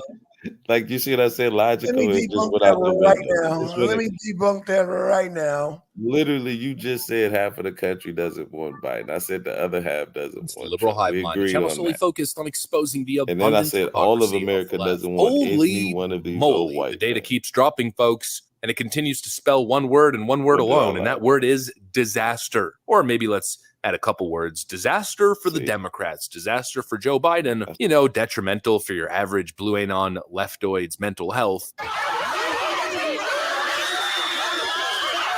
Oh man, how things change so quickly, so very quickly. We've been talking about this Robert F. Kennedy Jr. thing for a while. There's obviously two groups with opposing views on the issue. One group thinks that a Robert F. Kennedy Jr. run easily benefits Joe Biden. The assumption is that because Robert F. Kennedy Jr. has a higher approval rating with Republicans, that he'll end up taking votes away from Donald Trump and aiding Joe Biden in the process. And of course, the other view is the opposite view, that an RFK Jr. run would put two Democrats in the race, which in the end would help Donald Trump win the presidential election. I've been making the argument with very little data, only a couple polls, that an RFK Jr. run, in my view, would clearly help Donald Trump. And it turns out that, at least for now, to a certain extent, that view has been vindicated. Folks, if there are any liberals in the room, tell them to close their eyes and block their ears. Close your We eyes, just block got your a ears. huge set of data that suggests at Joe two Biden polls. is in I looked big, at big two election polls. trouble. I got some data Hold to on. show you guys today. We got some stuff to get into, so let's roll the tape. All right, folks, there's a whole lot of talk about polling data. Not exactly surprising, we're heading into a general election. For the most part, the conversation has revolved around hypothetical one-on-one, head-to-head matchup data, which of course is helpful, but at the end of the day, you gotta look at the battleground states. You gotta look on an individual state basis. And of course, we've been doing that a whole lot, but now we have battleground state data with Robert F. Kennedy Jr. included into the mix. Look at this, or listen to this if you're listening while you're driving. When Kennedy Jr. is included as an independent candidate,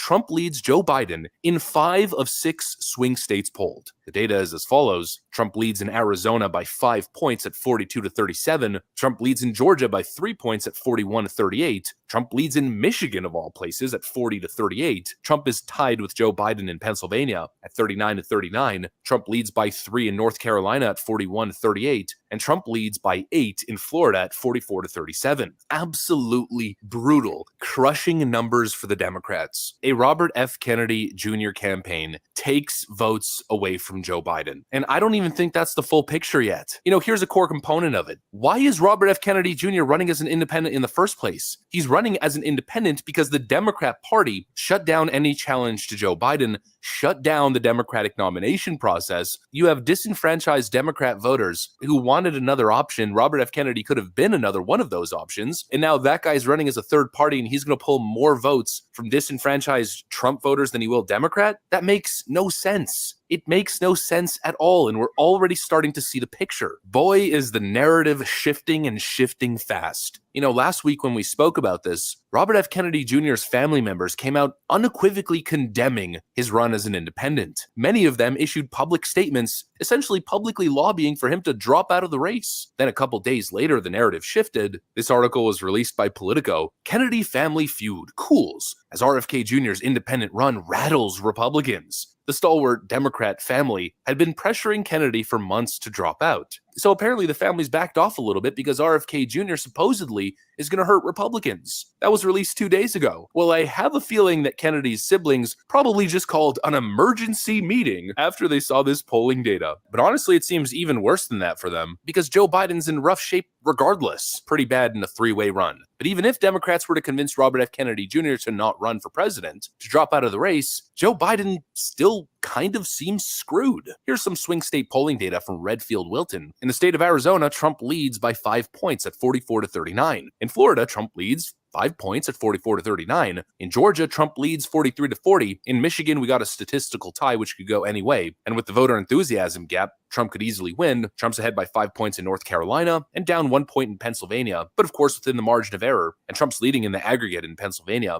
Considering the most recent Emerson polling data from the state shows Trump with a +9 lead in the state. It seems like no matter which way you look at it, Democrats are in big, big trouble. Especially considering Trump doesn't even really need to win all of these states. He only needs to win a few. He only needs to win 3 significant states and it's over. All the data that's coming out of the state of Arizona shows Trump with a massive lead over Joe Biden. I mean, honestly, considering the last 2 elections, pretty shocking potential lead in Arizona. Similar to the numbers that we're seeing coming out of Florida, if Trump takes Arizona, Georgia, and Wisconsin, it's over. But as of right now, if the election was held today, Trump could win Arizona, Georgia, Michigan, Wisconsin, Pennsylvania, and probably even Nevada. The shift is very real. The Trump surge is very real. It's no longer a couple outlier polls or a couple reports or stories suggesting that there's a Trump surge. We are seeing a Trump surge. Although, honestly, it's hard to say whether it's an actual Trump surge and more of a Joe Biden tank. It's probably a mix of both, to be honest. Oh, and speaking of what I mentioned in the intro, how the data keeps dropping. Right as I'm in the middle of this recording session,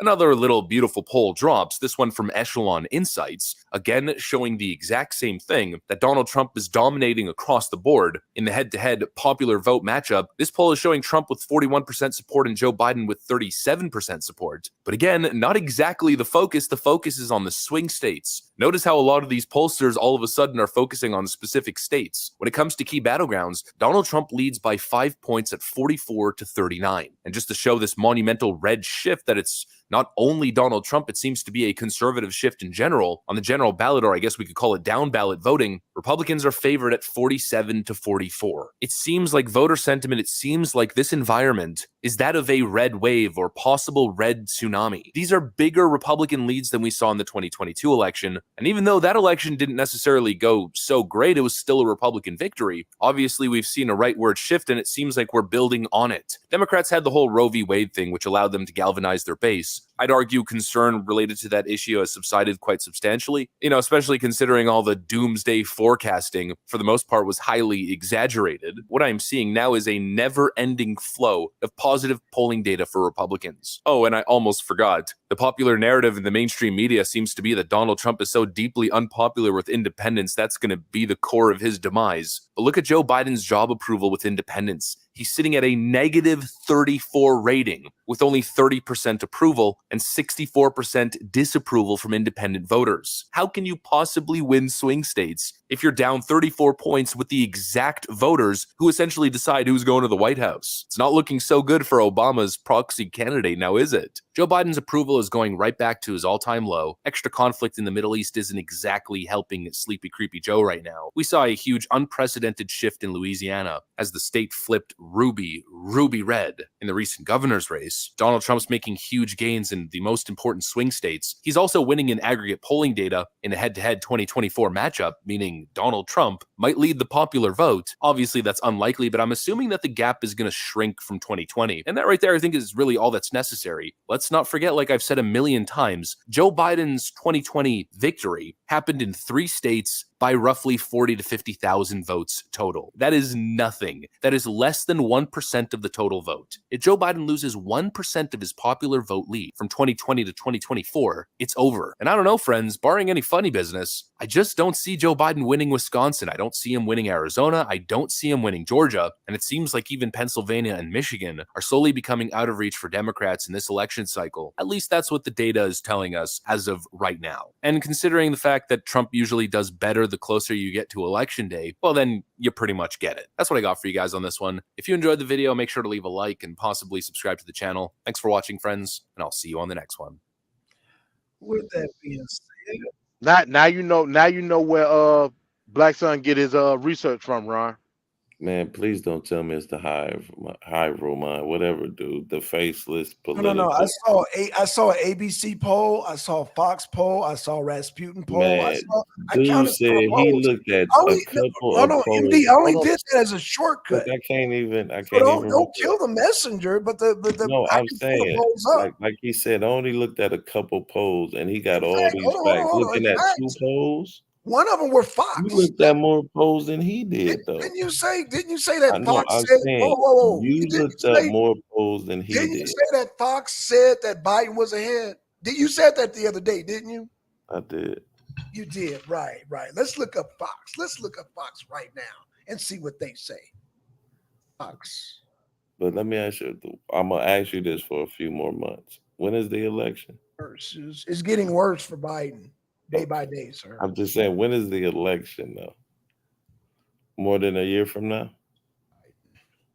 Will you just answer that question for me? When is the election? Give me the specific, the presidential election. Give me that date. Okay, so this is this is Benghazi. You ain't gonna give me the date for nothing. Okay. When is it? Is it the 3rd of November? Bro, that's called wishful thinking on your part. Let me ask a serious question though.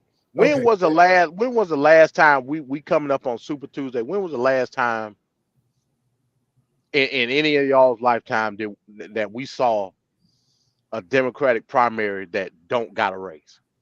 Like just let that seep into your brain. Never. Wait, what was the question again? I'm not understanding the question. He's saying there's no there's no Democratic primary race. It's Biden's too. You know what I'm saying? It's Biden. It's Biden and Biden alone. Right. Even though it's other candidates. Don't get it twisted. You got Marianne Williamson. Who else you got running on the Democratic side? I don't think it's nobody real for real on the Democratic. Damn, is it just Marianne Williamson? It might be. Yeah, I don't think it's nobody. Like Kennedy was, but he dropped out. Yeah, Kennedy was. Damn, it's no other Democratic. Well, I'll be damned. It's damn sure ain't. Like I said, I think it's too late for Gavin Newsom. I don't think Gavin Newsom gonna do nothing until 28. Right. Yeah, because the deadline is this month, ain't it? Or next month? I believe it's this month. Oh, well, there you go. No, it's kind so yeah. I don't think Gavin Newsom gonna do nothing until 28. I thought it was always a year out from election for some odd reason. No, it's a year out from election as far as donors. If you got the money, you can still get in. But because that's what Perry Johnson did. Perry Johnson didn't announce until late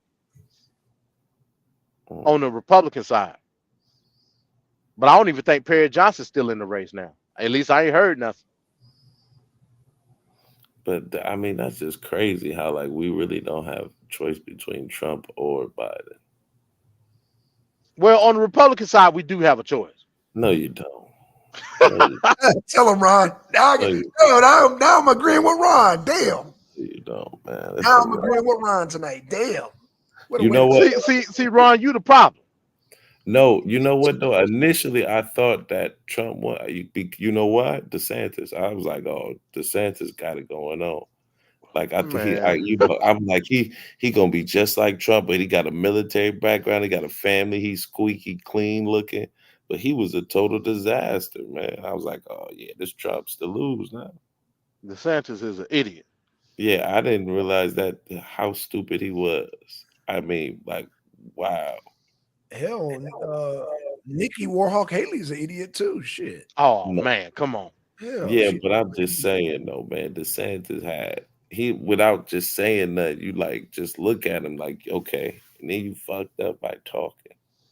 Now listen. He just downplayed Nikki Haley, and like I said, I tried to give him the benefit of the doubt a couple days ago. I said, yeah, she's Nikki Warhawk Haley.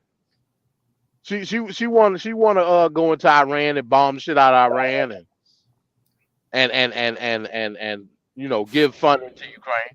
Oh, China. Yep. That's right. Yep. She does. But that's the consensus of most GOP Republican black, and you don't want to accept that.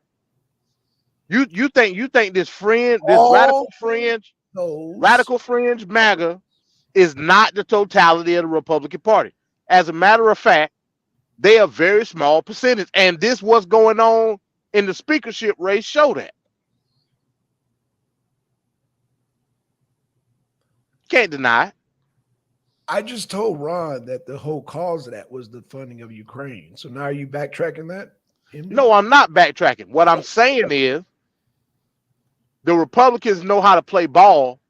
A lot of these MAGAs don't. For instance, the whole basis behind Ukraine funding, and I've been telling you, despite what you say, Ukraine funding is going to continue.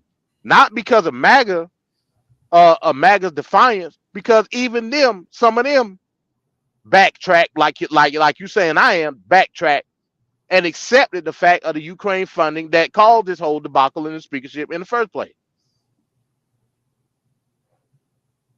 And what I'm telling you is, what we talked about, and we're gonna have to break this down next week. The whole 5 families.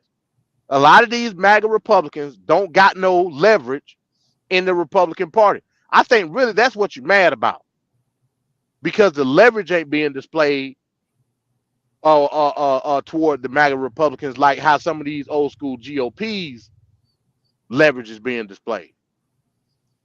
And I think ultimately that's why you're heated about it. But it's all good. Like I said again. Actually, if you want me to be honest, I'm heated about keep funding Ukraine when the war is lost. You're gonna be heated for a long time because it's gonna continue. Because I don't see how this is making sense. Now, I said I'm down with the whole what's going on as far as funding goddamn Israel. I'm for it because we can wipe out goddamn whatever little Islamic insurgents that they got. I'm for that. But I'm not for Ukraine when we're obviously losing. Even if they pull out and you got little Nazi insurgents, I said I'm for that too. If Zelensky said, oh, they're trying to kill me, America, we need money, then yeah, fund money for that. I'm mad about us funding a losing war, sir.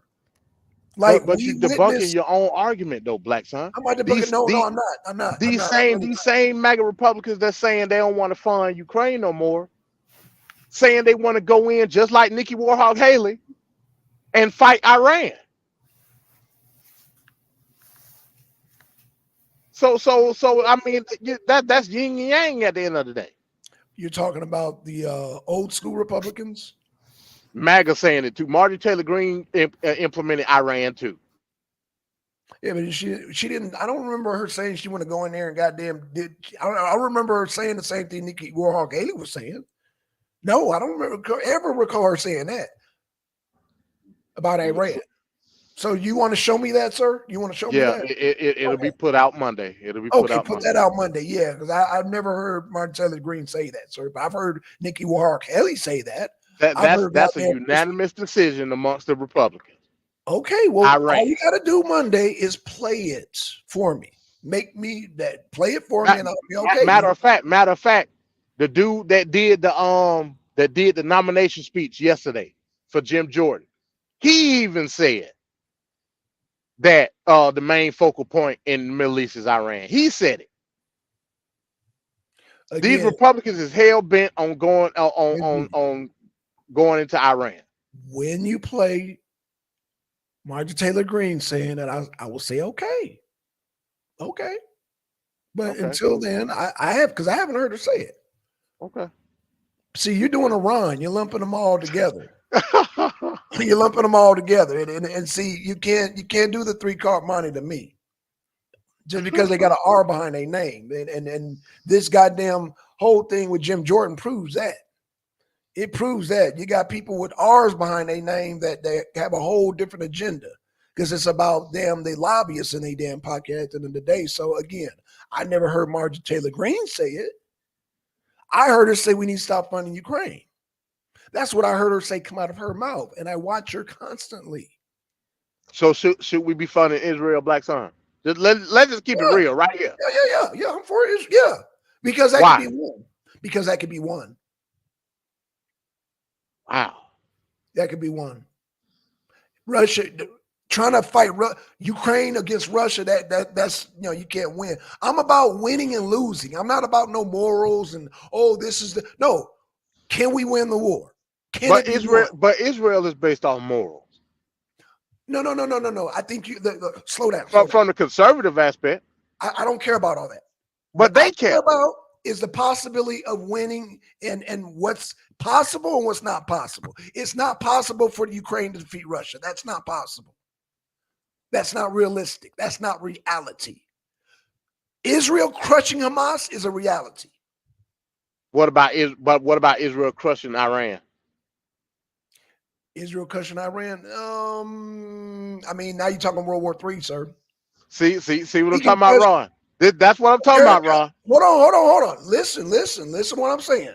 Because I know Israel's the 51st state. So if Israel fights Iran, we gonna fight Iran. We can crush. So yeah, to answer your question, yes. Okay. Nice. Iran can be defeated. Yes. Is it still World War III? I mean, we could defeat Iran. That's what I'm saying. Wow. Okay, yeah, this gonna be. Can we defeat goddamn? And again, when I say this, Israel's the 51st state. So can we defeat Iran? Hell yeah, we could goddamn. What are we gonna spend more money on? That conflict or Ukraine and Russia? Ukraine and Russia.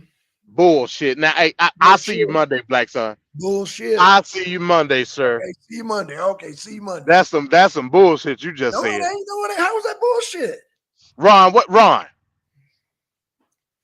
Ron muted. What the hell he doing? Yeah, this over his pay grade, man. It's over his pay grade. Did you heard what the Negro said? Oh, he went back on mute.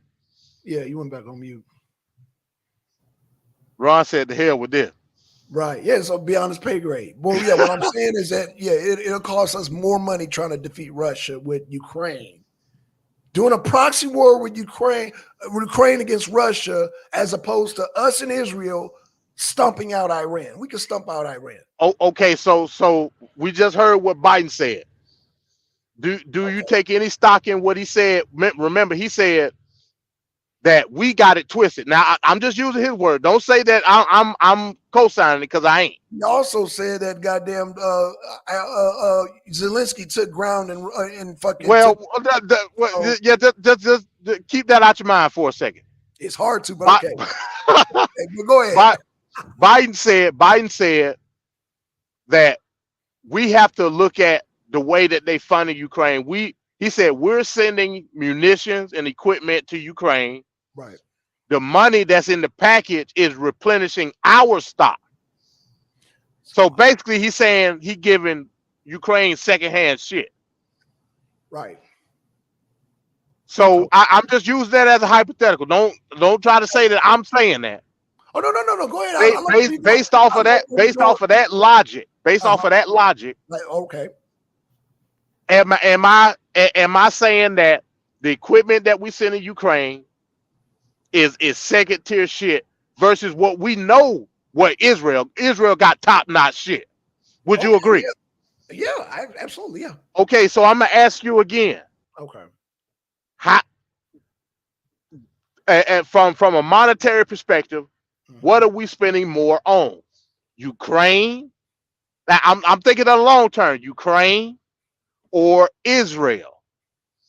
Mind you, on top of that, we send them $8 billion every year. I'm gonna stick to my guns, bro. And say, okay, all right. I ain't got shit else to say. Okay. I ain't got shit else. We'll discuss it Monday. That shit that goddamn Biden was doing a bunch of 3-card money. And he was pulling shit out of his ass. First of all, we got auto goddamn workers on strike. We got nurses on strike. We got all kind of people on strike. He talking about made in America. Man, say that bullshit. If I really want to break that bullshit down, you really want me to break that shit down and call out the bullshit that he spoke tonight? He did more than a goddamn 3-card money. He was having goddamn poodles jump through goddamn hoops and all that shit tonight. That motherfucker was lying through his goddamn. He had the monkey with the accordion and everything. He had the monkey with the accordion. He with the goddamn cup to get the goddamn change. He had all that shit going tonight. He had the goddamn lions jumping through the goddamn fire. He had all that shit going tonight, bro. He was fully on the sugar booger. Yeah, man, that motherfucker lying through his goddamn teeth, man. Shit. Damn. Ukraine took back territory. What territory? A little blade of grass? Oh, they took back a little blade of grass. Okay, that's the territory. What are we defining as territory? The space between you and your phone, your computer, is that a territory? The space between you and the gas tank? What are we talking about territory? Like what territory? Because he damn sure ain't talking about Crimea, Bakhmut, Donetsk, or Luhansk.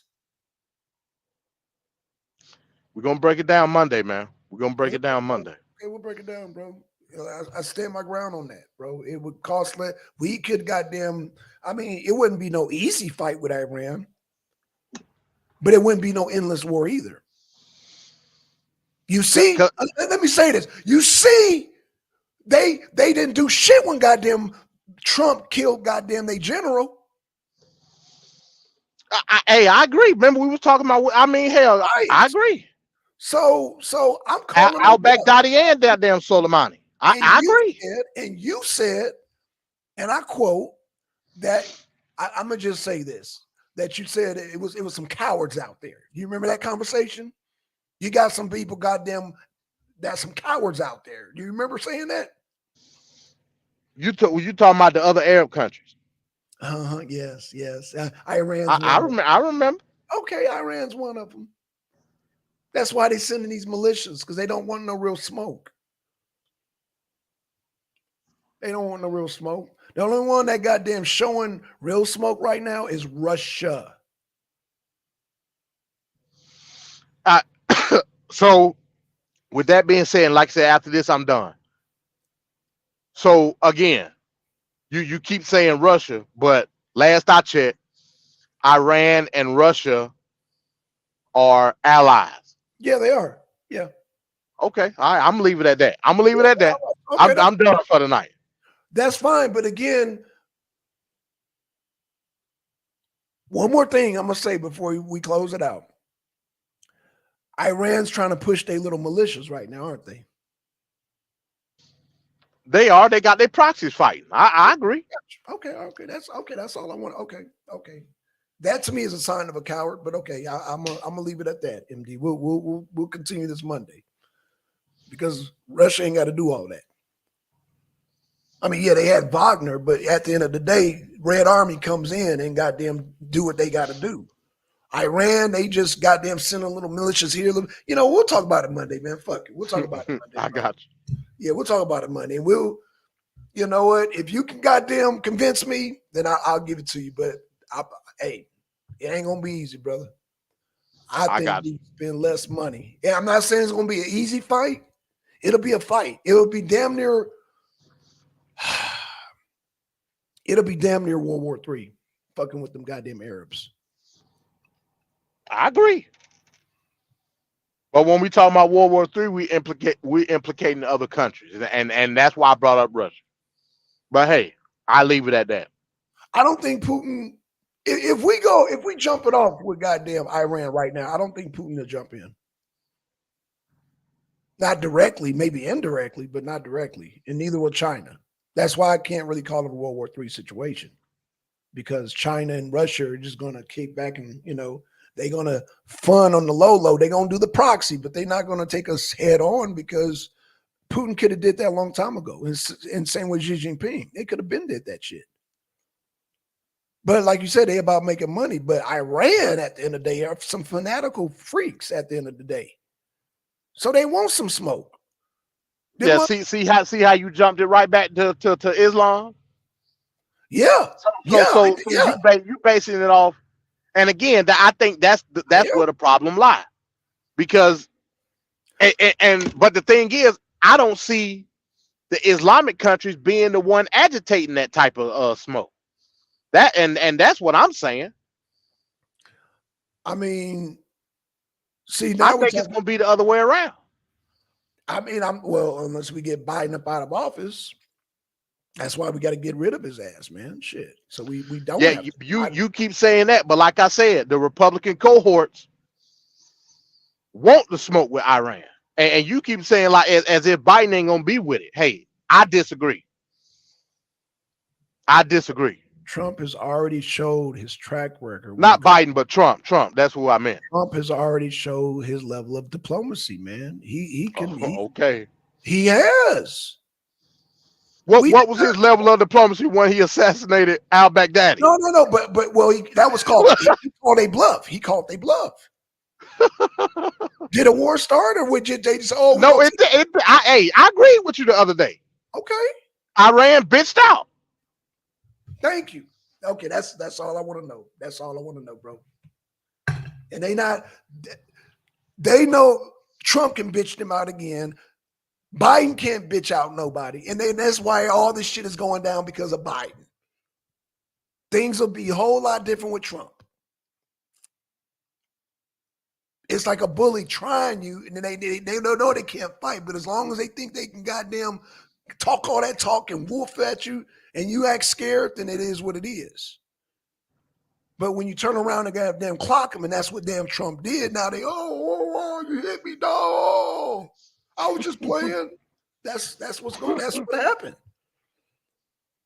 In fact, Trump talking about it today. Well, Iran has a warrant against me.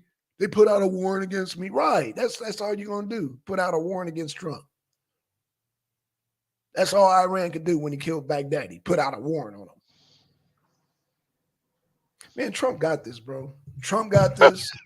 When he gets in office, then I'll be the biggest critic. But I'm gonna say let him do what he did, because the 4 years he did what he did, and when you let him do what he do, he does what he does, and he didn't start any wars. And he called people's bluff, man. He called goddamn Saudi Arabia's bluff. He called Iran's bluff. He called goddamn Mexico's bluff. He called China's bluff. He was calling people's bluff left and right. That's why they hate the man so much. He called goddamn Angela Merkel's bluff. Hell. Biden don't know where he's coming or going. He's the one that approved the goddamn Nord Stream pipeline. Trump was like from the get-go, no, we don't want that, no.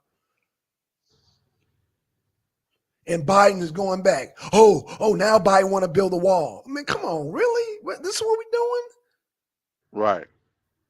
This is what we're doing. When Trump been said, no, we want a wall, and we sending these motherfuckers back to their country. Send them back with their family. He been saying that. But we will let it get to a certain point where people in goddamn New York and Chicago raising hell, where people in Chicago are suing goddamn Chicago, by the way, with the little Pee Wee League. They suing them, by the way. But now Biden, let's shut down the border. And he didn't even mention the border tonight? Man, fuck damn man. sure did. Come on now. And constantly what I hear among black people, You know, like you said tonight about reparations, you constantly hear about goddamn, Israel, Gaza, Ukraine, Russia. What about our goddamn borders and shit? Again, like everybody know Yeah. that he got that 5-way package, and he only mentioned 2 of them. Man, he only mentioned, man, in fact, he just only mentioned the first to butter us up.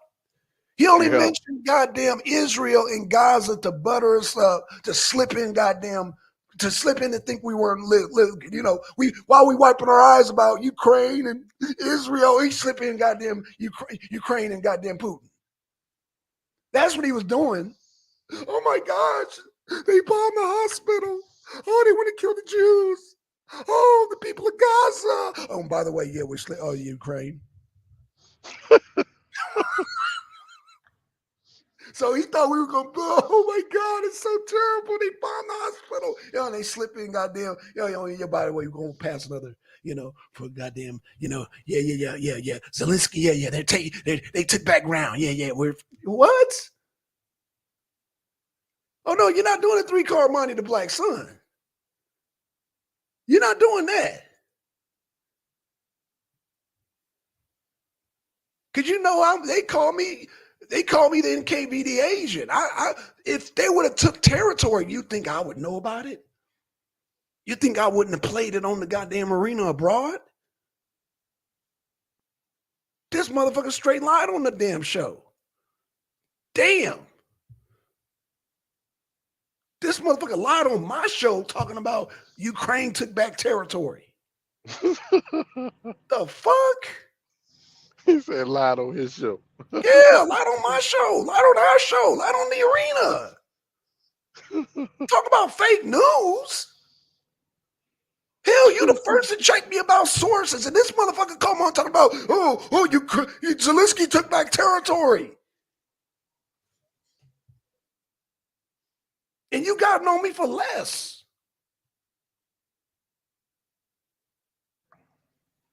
Hey, we called it out. Yeah. Like I said, man, my ears perked up. I said, oh shit, you finna get Black Sun riled up. Why did you just say that? Why did you just say that? That's how I was looking. I was like, oh shit. Look, I let the guy, Hamas bomb the hospital. I let that slide. You know it, MD. I let that shit slide. But I'll be damned if he get on here talking about goddamn Zelensky took back territory from Russia. No, you're not. Oh no, you're not. No. Now you playing us for stupid. Because I let that slide. Because you told me, damn, Black Son, I know, man, he better not damn back goddamn Israel talking about that bomb, who bombed that damn hospital. I'd be goddamn if he did. Yeah, it was the other team. I said, oh, yep, that's for. Yeah, he damn sure did. He damn sure did. But I let that slide because that's what I expect. I said, okay, yeah, we all know it's bullshit, but I'm going to let him slide. But get on here and say that Zelensky took back territory? Oh, no. Oh, no. We're not doing that. We're not doing that. I'm not even supposed to let him slide with goddamn him saying goddamn Hamas bombed the hospital. But, okay.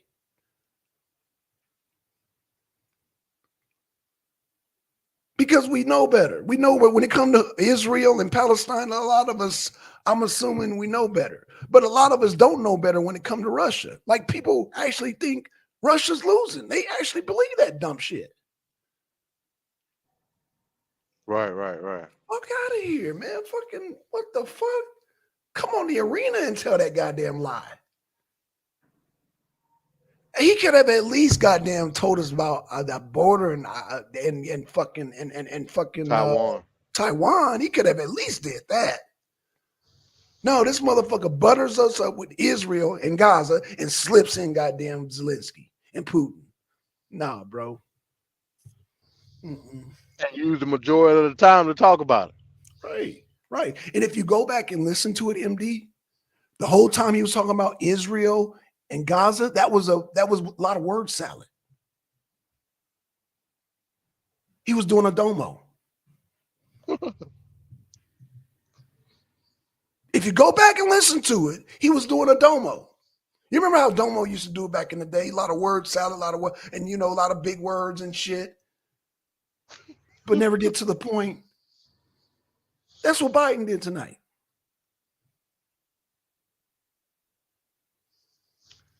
Hey, folks, there you have it, man. There you have it.